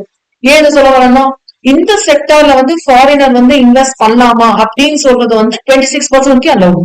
ஏன்னா ஃபாரினர் உள்ள வராம என்ன அர்த்தம்? ஃபெமா வருது. ஃபெமா வருதுன்னா யார் வரா? RBI தான். ஓகே, சோ RBIயோட ரெகுலேஷன்ஸ் தான். 2013ல வந்து ஒரு இன்சூரன்ஸ் பில் வந்து ப்ரொபோஸ் பண்ணாங்க and it's been passed in this year. இதுக்காக எஃப்டிஐ லிமிட் வந்து இன்க்ரீஸ் பண்ணவங்களுக்காக. ஸோ 26% வந்து 49% இன்க்ரீஸ் பண்ணாங்க. எப்போது 2014 பில் பாஸ் பண்ணுது. எவ்வளவு ஆனது 49%. 49% மேல போச்சுன்னா நமக்கு டேஞ்சர். ஏன் ஹோல்டிங் சப்சிடரி ஸ்டேட்டஸ் வந்துடும், கண்ட்ரோல். ஓகே, சோ அதோட ரோல் என்னன்னு protect rights of policy holders and they provide registration certificate to life insurance companies, LIC, actually LIC தனியா ஆக்ட் இருக்கு, and responsible for renewal, modification, cancellation and suspension of the register certificate. இதுதான் main rule. Okay, mission statement of the authority. So mission statement நாங்க என்ன பண்ணிட்டு இருக்கோம்? To protect the interest and secure fair treatment to policy holders. Okay, speedy and orderly growth இருக்கணும். Okay, எக்கச்சக்க கண்ணாடியும் grow ஆயிடக்கூடாது, கரெக்டான ஒரு growthல போகணும். எப்பவுமே இந்த கர்வ் போடுவாங்க growthக்கு, கொஞ்சம் கொஞ்சம் கொஞ்சமா க்ரோ ஆகணும். டக்குன்னு இப்படி க்ரோ ஆச்சுன்னா சம்திங் இஸ் நாட் கரெக்ட்னு அர்த்தம். அந்த கர்வ் பார்ப்பாங்க, அந்த ஸ்லாண்டிங்கா கொஞ்சம் ஸ்டீப்பா போகலாம், ஸ்டீப்பா போகலாம். ஆனா டக்குன்னு ஏறிச்சுன்னா இட்ஸ் நாட் சேஃப். அப்ப டக்குன்னு இறங்கிடும். ஆக்சுவலா கர்வோட நேச்சரே தான். நீங்க இது ஸ்டாட்ஸ்ல வந்து நார்மல் டிஸ்ட்ரிபியூஷன் கர்வ் எல்லாம் சொல்றீங்கல்ல, ஆக்சுவலா எல்லா இடத்துலயும் நார்மல் டிஸ்ட்ரிபியூஷன் கர்வ் எல்லாம் இருக்காது. ஓகே, கொஞ்சம் அப்படியே போகும், கொஞ்சம் கொஞ்சமா போகும், அப்படியே கொஞ்சம் ஏறும். இப்படிதான் இருக்கணும். டக்குன்னு ஏறுனா அது இறங்கிறதுக்கு ரெடியா இருக்குன்னு அர்த்தம். ஓகே, சோ அந்த ஸ்டீப் பார்ப்பாங்க. இதான் வந்து நீங்க கால்குலஸ்ல மேக்ஸிமம் மினிமம் படிக்கிறது. நிறைய பேர் கால்குலஸ்னாலே அலர்ஜி இல்ல. டிஃபரன்ஷியல் கால்குலஸ், இன்டெகிரல் கால்குலஸ், அங்க நீங்க மேக்ஸிமம் மினிமம் படிக்கிற கான்செப்ட் எல்லாம் இதுதான். ஓகே, பெருசா ஒன்றும் நமக்கு வந்து டைரக்ட் அப்ளிகேஷன் இல்லாதனால தெரியல. So with respect to orderly growth for the benefit of common man and to provide long-term funds for accelerating growth of the economy. Next was set, promote and monitor and enforce high standards of integrity, financial soundness, fair dealing and competence இருக்கணும். Capability இருக்கணும்ல, ஒரு competent person இருக்கணும்ல. And speedy settlement of genuine claims. ஒரு சில claims எல்லாம் வந்து ஜென்யூனா இருக்கு, but அது வந்து கொஞ்சம் டிலே செட்டில்மெண்ட் தராங்க, ஏன் பண்ணணும். இன்சூரன்ஸ் ஃப்ராட்ஸ் ப்ரிவென்ட் பண்ணணும், மால் பிராக்டிசஸ் இருக்கக்கூடாது. ஃபார் எக்ஸாம்பிள் பேண்டமிக் டைம்ல இறந்து போனாங்க இல்லையா, கோவிட்ல அஃபெக்ட் ஆயிட்டு, அப்ப எல்லாமே வந்து டெத் சர்டிபிகேட்ல வந்து கோவிட் நிமோனியான்னு கொடுத்தாங்க. Pneumonia, okay, so lungs related disorder தானே அது. சோ கோவிட் நிமோனியான்னு கொடுத்தா இன்சூரன்ஸ் கிளைம்ஸ் எல்லாமே வந்து ரிஜெக்ட் பண்றாங்க. ஏன்னா கோவிட் வந்து அது நேச்சர் ஆஃப் வாட் இல்ல, கலாமிட்டில வந்துருது, எக்கச்சக்கமா லைஃப் போயிடுது. இப்ப எல்லாருமே கொடுத்தா இன்சூரன்ஸ் கம்பெனி திவால் இல்லையா. அதனால வந்து டாக்டர்ஸ் வந்து என்ன பண்ண ஸ்டார்ட் பண்ணாங்கன்னா, கோவிட் நிமோனியா கட் பண்ணி நிமோனியான்னு கொடுக்க ஸ்டார்ட் பண்ணாங்க. சுப்ரீம் கோர்ட்ல கேஸ் போச்சு, அது ஷார்ட் டியூரேஷன்ல சுப்ரீம் கோர்ட்ல கேஸ் போச்சு. அது சுப்ரீம் கோர்ட் வந்து என்ன சொல்லிட்டாங்க, சுப்ரீம் கோர்ட்ல எப்படி கேஸ் போயிருக்கோம், லாக்டவுன் இருக்கும் போது ஆன்லைன்ல தான் போச்சு. ஜட்ஜ் எல்லாம் ஆன்லைன்ல தான் உட்காந்து கேஸ் டிசைட் பண்றாங்க. ஓகே, சோ அண்ட் சுப்ரீம் கோர்ட்ல வந்து ஃபேவரபிளா கொடுத்துட்டாங்க. சோ கோவிட் நிமோனியான்னு இருந்தாலும் கிளைம்ஸ் வந்து அக்செப்ட் பண்ணுவாங்க. ஜென்யூன் இல்லாது லைஃப் தானே. பட் ஒரு சில ரெஸ்ட்ரிக்ஷன்ஸ்ல பார்க்கும்போது அது கெலாமிட்டியில வந்துச்சுன்னா பாவம் இன்சூரன்ஸ் கம்பெனி கோவிந்தா தானே. அவனுக்கு பெரிய ட்ரெட்டே வந்து லைனா இறந்து போறாங்கன்னா பெரிய ட்ரெட் தான். சென்னையில பெரிய ஃபிளட் வந்துச்சு, 2 மாடிக்கெல்லாம் ஃபிளட் வந்துச்சு சொன்னாங்களா. அப்ப உங்களுக்கு எத்தனை வயசு, 4 வயசு 5 வயசா, ஏதோ ஸ்கூல் வச்சுட்டு இருப்பீங்க, 4வது 5வதுன்னு வச்சுக்கலாம். 2 மாடிக்கெல்லாம் ஃபிளட் வந்துச்சு சொன்னாங்களா. கார் எல்லாம் வாஷ், கார் இன்சூரன்ஸ் போட்டவங்க எல்லாம் இன்சூரன்ஸ் இருக்குன்னு நினைச்சுப்பாங்க. சின்ன ஆக்சிடென்ட் ஆகுது, ஏதாவது ஸ்பேர் பார்ட்ஸ் போகுது, என்ன நினைச்சிட்டு இருப்பாங்க, இன்சூரன்ஸ் போட்டுக்கலாம். மொத்தமா காரே பிளாஷ்ல அவுட்டு, இதுல பிளட்ல அவுட்டு. அப்ப என்ன பண்றது, இன்சூரன்ஸ் காரெல்லாம் டென்ஷன் ஆகும். கிளியரா சொல்லிட்டாங்க, 20 சொல்லலாம். ஏன்னா தட்ஸ் நாட் நெசசிட்டி. கார்ஸ் வந்து சப்போர்ட் தான், நம்மளோட லைஃப் வந்து கம்ஃபர்ட் ஜோன்ல வச்சுக்கிறது தான் கார். பட் லைஃப் அந்த மாதிரி இல்லை இல்லையா. அதனால வந்து supreme court was giving a different decision. Okay, fine. And fairness and transparency and orderly contact இருக்கணுங்கிறதுக்காக தான் வந்து எல்லாமே வந்து நம்மளுக்கு இங்க ஆர்டிஐ வரும். Okay, and to take action where such standards are inadequate and ineffectively enforced. இதுதான் பண்ணணும்னு இருக்கு, பத்தல இல்லைன்னா வந்து சரியா பண்ணல, அப்போ வந்து என்ன ஆக்ஷன்ஸ் இருக்கணுமா எடுக்கும். And optimum amount of self regulation இருக்கணும், டே டு டே ஒர்க்கிங் இந்த இண்டஸ்ட்ரியில இருக்கவங்களுக்காக இருப்பாங்க. Duties, powers and functions. So more or less நம்ம இதை கவர் பண்ணிட்டோம். அப்படியே கேஷ்ல பார்க்க பாருங்க. யாராவது அப்ளை பண்ணாங்கன்னா சர்டிபிகேட் ஆஃப் ரெஜிஸ்ட்ரேஷன் தரது, ரெனியூ பண்றது, மாடிஃபை பண்றது, வித்ரா பண்றது, சஸ்பெண்ட் பண்றது, கேன்சல் பண்றது. ஓகே, பாலிசி ஹோல்டர்ஸ்க்கு ப்ரொடெக்ஷன் தரது பார்த்துட்டோமா. அண்ட் மோர் ஓவர் இங்க என்ன இன்டர்மீடியட்ஸ் இருக்காங்க, அந்த இன்டர்மீடியட்ஸ் வந்து குவாலிஃபிகேஷன்ஸ் இருக்கணும், அவங்களுக்கு தெரியணும், அவங்களுக்கு ஒரு கோட் ஆஃப் கான்டாக்ட் இருக்கணும், அவங்களுக்கு ப்ராக்டிகல் ட்ரைனிங் ப்ரொவைட் பண்ணுது. இந்த எல்ஐசி ஏஜென்ட்ஸ் இருக்காங்களே, ப்ராப்ளம் இங்க ஏதாவது தெரிஞ்சவங்க இருந்தாங்கன்னா அவங்க அந்த ட்ரைனிங் இந்த ட்ரைனிங் அட்டன் பண்ணுவாங்க. ஓகே, சோ ஏகப்பட்ட விஷயங்கள் இருக்கு. சர்வைவர்ஸ் இருக்காங்க, ஓகே, சர்வே எடுக்கிறவங்க அண்ட் லாஸ் அசஸ் பண்ணுவாங்க, எவ்வளவு லாஸ் ஆச்சு. இதுவும் என்னோட கசன் ஷேர் பண்ணாங்க, மெனைன்ல வந்து ஒரு லாஸ் ஆயிருக்கு, அவங்க போயிட்டு போய் அசஸ் பண்ணாங்க. சர்வைவர்ஸ் சர்வே வந்து எடுக்கிறாங்க, லாஸ் எவ்வளவு ஆச்சுன்னு அசஸ் பண்றாங்க. மெரைன் இன்சூரன்ஸ் இருக்காங்க ஒரு கம்பெனி, அவங்களோட ஷிப்மெண்ட்ஸ் எல்லாம் போகுது, அவங்க லோட்ஸ் எல்லாம் வந்து கன்சைன்மெண்ட்ஸ் எல்லாம் ஷிப்மெண்ட்ல போகுது. சோ அங்க வந்துட்டு அங்க லாஸ் அசஸர் உள்ள வந்து செக் பண்ணிட்டு போறாரு எவ்வளவு லாஸ் ஆயிருக்குன்னு சொல்லிட்டு. அண்ட் இன்சூரன்ஸ் பிசினஸ் வந்து ஒழுங்கா போறதுக்கு எப்படி நம்ம ப்ரொமோட் பண்ண முடியும்? Regulation with respect to professional organisation, insurance and re insurance ஒரு காம்பனன்ட் இருக்கு. பப்ளிக் எல்லாருமே சேர்ந்து இந்த கம்பெனி கிட்ட வந்து இன்சூர் பண்ணாங்கன்னா இன்சூரன்ஸ் கம்பெனி கிட்ட இவனுக்கு ஒரு பயம் வரும். ஏதாவது காலி ஆயிடுச்சுன்னா மொத்தமா தோனி. ஓகே, அப்போ இவன் என்ன பண்ணுவான்னா இன்சூரன்ஸ் கம்பெனில இன்சூர் பண்ணுவான். மத்தவங்களுக்கு எப்படி பயம் இருக்குமோ அதே பயம் அவனுக்கும். இதுக்கு பேர் வந்து ரீ இன்சூரன்ஸ் சொல்லுவாங்க. ஓகே, இது எல்லா இன்சூரன்ஸ் கம்பெனிஸ்க்கும் உண்டு. அதுல ஒரு பார்ட் வந்து 25%, 35% சொல்லிட்டு ரீஇஷ்யூ பண்ணிக்கலாம். அதுக்கு தனியா பே பண்ணலாம். சோ அது எல்லாமே லீகலைஸ் தான். அண்ட் எவ்வளவு ஃபீஸ் வந்து லெவி பண்ணலாம், என்ன மாதிரியான இன்ஃபர்மேஷன்ஸ் வந்து தேவைப்படுது, இன்சூரன்ஸ் கிட்ட இன்டிமீடியட்ஸ் கிட்ட எல்லாம் கலெக்ட் பண்ணணும். And control and regulation of the rates, advantages and other things, specifying the manner and how the books of accounts has to be maintained, என்ன மாதிரி ஸ்டேட்மெண்ட்ஸ் மெயின்டைன் பண்ணணும். ஸோ கம்ப்ளீட்டா அக்கௌண்டிங் சைட்ல. அண்ட் இன்வெஸ்ட்மெண்ட் ஆஃப் ஃபண்ட்ஸ், பணம் உள்ள வருதுல்ல, அது என்ன பண்ணுவீங்க? பேங்க்கு வந்து பணம் உள்ளது நீங்க லோனா தரீங்க, நீங்க என்ன பண்ண போறீங்க? Insurance regulator. ஸோ அது எப்படி? And margin of solvency maintain பண்ணும். இன்னும் மார்ஜின் ஆஃப் சால்வன்சி நான் சால்வெண்ட் தான் அப்படின்னு சொல்றது. ஏன்னா திடீர்னு காலி ஆயிட்டாங்கன்னா அந்த பணத்தை எங்கேயாவது போயிடுச்சுன்னு வச்சுக்கோங்களேன். எப்படி நம்ம பேங்க்ஸுக்கு வந்து எஸ்எல்ஆர் மெயின்டைன் பண்ணும், ஸ்டாட்டரி லிக்விடிட்டி ரேஷியோஸ் எல்லாம் அந்த மாதிரி. அண்ட் ஏதாவது டிஸ்பியூட்ஸ் இருக்குன்னு அது அட்ஜுடிகேட் பண்ணுது. அட்ஜுடிகேட் பண்றதுன்னா ப்ரொசீடிங்ஸ் சொல்லுவோம். கிரிமினல் லா படி அந்த ப்ரொசீடிங்ஸ் சொல்லுவோம். அண்ட் டாரிஃப் அட்வைசரி கமிட்டின்னு இருக்கு. ஸோ எவ்வளவு டாரிஃப் ஃபிக்ஸ் பண்றது, ஸோ இதோட சூப்பர்வைசிங் ஃபங்க்ஷன்ஸ், எவ்வளவு ப்ரீமியம் ஃபிக்ஸ் பண்றது சொல்றாங்களா, ஏஜ் வச்சு உங்களோட சம்பளத்தை வச்சு உங்களுக்கு என்ன டிசீஸ் இருக்கோ அதை பேஸ் பண்ணி ப்ரீமியம் எல்லாம் ஃபிக்ஸ் பண்றதுன்னு இருக்கா. And specifying the percentage of life insurance and general life insurance, general insurance எவ்வளவு இருக்கணும், ரூரல் செக்டார்ல எவ்வளவு இருக்கணும், சோஷியல் செக்டார்ல எவ்வளவு இருக்கணும், such other powers as may be specified. இது எல்லாமே வந்து IRD. Okay, so as a business facilitator, I'm not repeating, just the same. ஆக்சுவலா டேபிள் 1ல பாத்தீங்கன்னா எவ்வளவு நேரம் ஏமா இதெல்லாம் எடுத்தீங்க அப்படின்னு பாப்பீங்க, கேட்பீங்க. எவ்வளவு நேரம் எடுத்தது எல்லாமே இங்கதான் இருக்கு. ஓகே, சோ ப்ராபப்ளி நீங்க இது வரைக்கும் ஒரு ரீடிங் கொடுத்துட்டு, ஓகே இது வரைக்கும் ஒரு ரீடிங் கொடுத்துட்டு இந்த டேபிள பார்த்தாலே போதும் யூ கேன் மேனேஜ். ஓகே, கட்டேமா கேப்பீங்க எனக்கு தெரியும், பட் ஒரு வாட்டி வந்து பாத்துருங்க. It's always safer. டீட்டெயிலாவே கொடுத்துருக்காங்க. நான் ஃபுல்லா ஒரு கிளான்ஸ் பார்த்துட்டேன், டீட்டெயிலாவே இருக்கு. So funding institutions, Indian development banks, அங்க என்னன்னு பார்த்தோம், இந்தியன் ரெகுலேட்டரி பாடிஸ் பார்த்தோம். இங்க வந்து இந்தியாவை that is infra and other things everything வந்து டெவலப் பண்றதுக்காக இருக்கிற banks. So finance is definitely வேணும், life blood of business. So business financial needs வந்து ரெண்டு ஆங்கிள் பார்க்கணும். ஒரு பியூட்டிஃபுல்லான கண்டென்ட் இது. ஒன்னு வந்து ஒர்க்கிங் கேபிட்டல், டேக்கு பிசினஸ் அளவுக்கு வேணும்ல. நீங்க என்ன பாக்கெட் மணி எல்லாம் சேவ் பண்ணி வச்சாலும் இன்னைக்கு வெளியில போறோம், இவ்வளவு பணம் எடுத்துட்டு போலாம்னு தோணுது இல்ல. So that's about working capital. Day to day எக்ஸ்பென்சஸ்க்கு வேணும். அண்ட் ஆக்சுவலா கம்பெனிஸ் ஆக்ட் பொறுத்த வரைக்கும் டெபாசிட்ஸ் சொல்லிட்டு ஒரு சாப்டர் இருக்கு. ப்ராப்ளம் நீங்க இன்டர் லெவல்ல படிப்பீங்க. டெபாசிட்ஸ் ஒரு சாப்டர் இருக்கு. ஈக்விட்டி ஷேர் கேபிட்டல் நீங்க படிச்சிருப்பீங்க, ப்ரிஃபரன்ஸ் ஷேர் கேபிட்டல் படிச்சிருப்பீங்க, டிபென்ச்சர்ஸ் படிச்சிருப்பீங்க. இதெல்லாமே வந்து லாங் டர்ம். ஓகே, டெபாசிட்ஸ்ங்கிறது இப்போ சடனா எனக்கு பணம் தேவைப்படுது, அப்போ ஒரு 3 மாசத்துக்கு 6 மாசத்துக்கு அப்படின்னு வரும்போது இந்த மாதிரி டெபாசிட்ஸா வாங்கிப்பாங்க பப்ளிக் கிட்ட இருந்து. இதுவும் எல்லா கம்பெனியும் வாங்க முடியாது. பிரைவேட் கம்பெனிக்கு ரெஸ்ட்ரிக்டட், ஏஓஎல் ரெஸ்ட்ரிக்ட் பண்ணிருப்பாங்க, பப்ளிக் கம்பெனி வாங்கலாம். இது தவிர வந்து கேபிட்டல் எக்ஸ்பெண்டிச்சர்ஸ் இருக்கும். அது வாங்கணும், இது வாங்கணும், மிஷின் வாங்கணும், etcetera etcetera. So working capital needs எல்லாமே வந்து trade credit and credit from commercial பேங்க்ஸ்ல இருந்து மேனேஜ் பண்ணிப்பாங்க. சோ லைக் பழைய ஹிஸ்டரி கொஞ்சம் இருக்கு பார்க்கலாம். இந்த 1948ல இண்டஸ்ட்ரியல் பினான்ஸ் கார்பரேஷன் ஆஃப் இந்தியான்னு சொல்லிட்டு இருந்தது. சோ இவங்க மூலியமா பேங்கிங் டெவலப்மெண்ட் எல்லாமே வந்து பண்ணாங்க. சோ இதை நீங்க பாத்துக்கலாம். ICICI bank, industrial credit and investment corporation of India, அதுக்கு பிறகு ஐடிபிஐ பேங்க். ஓகே, இதெல்லாம் ஃபேன்சி நேம்ஸ் மாதிரி தோணுச்சு, ஆனா ஃபேன்சி நேம்ஸ் எல்லாம் இல்ல. Industries development bank of India.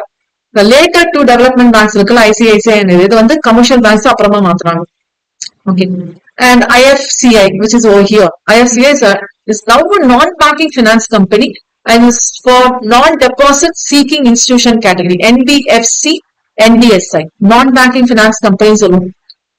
இது வந்து கொஞ்சம் ரீஸ்ட்ரக்சரிங் பண்ணாங்க. சோ இந்தியன் கேபிட்டல் மார்க்கெட்டோட டெவலப்மெண்ட் பேஸ் பண்ணி கொஞ்சம் ரீஸ்ட்ரக்சரிங் பண்ண வேண்டியதா. ஓகே, சோ அந்த கேட்டகரியில நம்ம டைரக்ட் ஃபோக்கஸ் வந்து நபார்ட் தான். சோ மெனி பாடிஸ் இருந்தாலும் நம்ம டைரக்ட் ஃபோக்கஸ் வந்து நபார்ட்ல தான் ஃபோக்கஸ் பண்றோம்.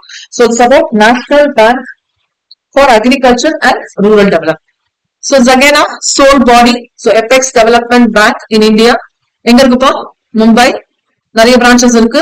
ஓகே, மேட்டர்ஸ் கன்சர்னிங் எதுக்காக இந்த பேங்க்ஸ் இருக்குன்னா பாலிசி பிளானிங் அண்ட் ஆபரேஷன்ஸ் இந்த field of credit for agri பேர்லயே அக்ரி இருக்குல்ல ரூரல் ஏரியாஸ் டெவலப் பண்றதுக்கா and other economic activities rural areas not only for agri other economic activities rural areas அந்த சின்ன சின்ன வேலை எல்லாம் பண்றாங்க இல்லையா ஓகே ஹட்டுக்குள்ள வச்சுட்டு அந்த மாதிரி and is active in developing financial inclusion policy and is a member of alliance of financial inclusion just note பண்ணிக்கலாம் has an instrumental in grounding rural social innovations and social enterprises this process partnered with 4,000 organizations so நிறைய huge amount இப்போ நம்ம ஆவின் பத்தி பேசிட்டு இருந்தோம் இல்லையா Aavin milk வந்து sourcing funding வந்து நபார்ட் பண்ணும்போது is becoming a partner okay so finance partner மாதிரி மாறிடும் and has developed a huge amount of trust in 3 decades, so 30 years. So NABARD patina further details, important institution takes care of the development of cottage industry, rural areas from the development, small industry, village industry and other rural industries, agriculture which are allied cases also, poultry, animal husbandry and other integrated activities. So ஒரு விஷயம் வந்து சுத்தி வளர அக்ரின்னு வந்துச்சுன்னா சுத்தி எல்லா விஷயம் நடக்கும் so அந்த மாதிரி இருக்கு and what are the duties?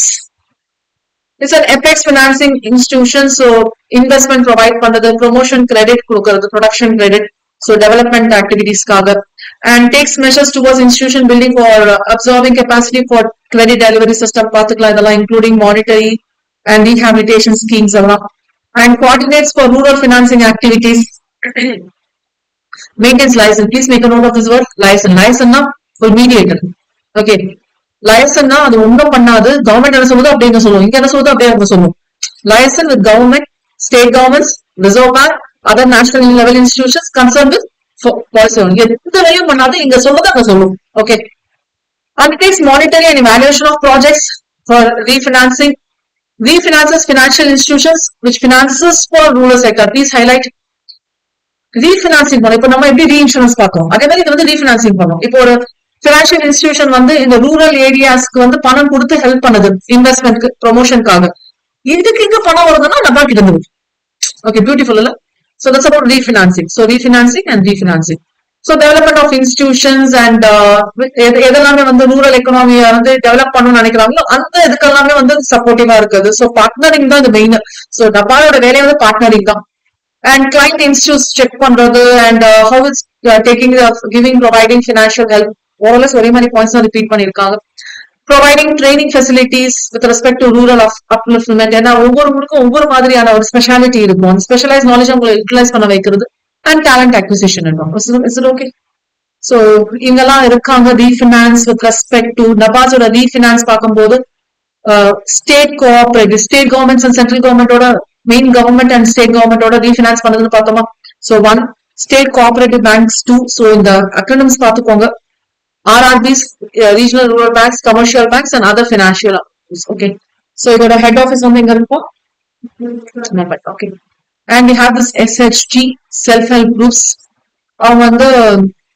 அவங்களுக்குள்ளே ஒரு குரூப் மாதிரி ஃபார்ம் பண்ணிட்டு அவங்களுக்கு தேவையான விஷயங்கள் எல்லாம் பண்ணிப்பாங்க சோ இது வந்து கார்பரேட்டா ஃபார்ம் பண்ணணும் அவசியம் இல்ல சோ அந்த இப்போ ரீசெண்டா அது பயங்கரமா ப்ரொமோட் பண்றாங்க ஏன்னா உமன்ஸுக்கு எல்லாம் வந்து பெருசா ஒரு லீகல் இதெல்லாம் தெரிஞ்சிருக்கணும்னு அவசியம் இல்லை ரூரல் சைட்ல பேசுறோம் சோ லீகலா பெருசா தெரிஞ்சிருக்கணும்னு அவசியம் இல்லை சோ அவங்க என்ன பண்ணுவாங்கன்னா அவங்களுக்குள்ள தெரிஞ்ச வேலையை பார்த்து பண்ணிப்பாங்க சோ அந்த மாதிரி கேசஸ்ல they are promoting this category இது கொஞ்சம் ரீசெண்டாவே நல்லா ப்ரொமோட் ஆயிட்டு இருக்கு and also you can make a note of this portfolio also has a portfolio of natural resource management programs diverse fields la work பண்றது watershed development tribal development இப்ப tribal development எல்லாம் வந்துச்சு இதுவும் நான் பார்த்தேன் இந்த இன்னைக்கு ஒரு ஆர்டிகல் படிச்சுட்டு இருந்தேன்னு சொன்னேன் இல்லையா அதுல வந்து ஒரு ட்ரைபல் ஏரியா வந்து செட் பண்றதா பிளான் பண்ணிருக்காங்க யூஸ்வலா வந்து மவுண்டன்ஸ்ல வந்து ட்ரைபல்ஸ் இருந்தாங்க ட்ரைபலை துரத்துதுன்னா அங்க ரெக்ரியேஷன் கிளப்ஸ் எல்லாம் கிரியேட் பண்ணுவாங்க இப்போ வந்து ஒரு ட்ரைபல் வில்லேஜ் செட் பண்ணலாம் அப்படின்னு சொல்லி ஒரு டிஸ்கஷன் போகுது So like economy is reversing. Economy in the recreation side la solve. Okay.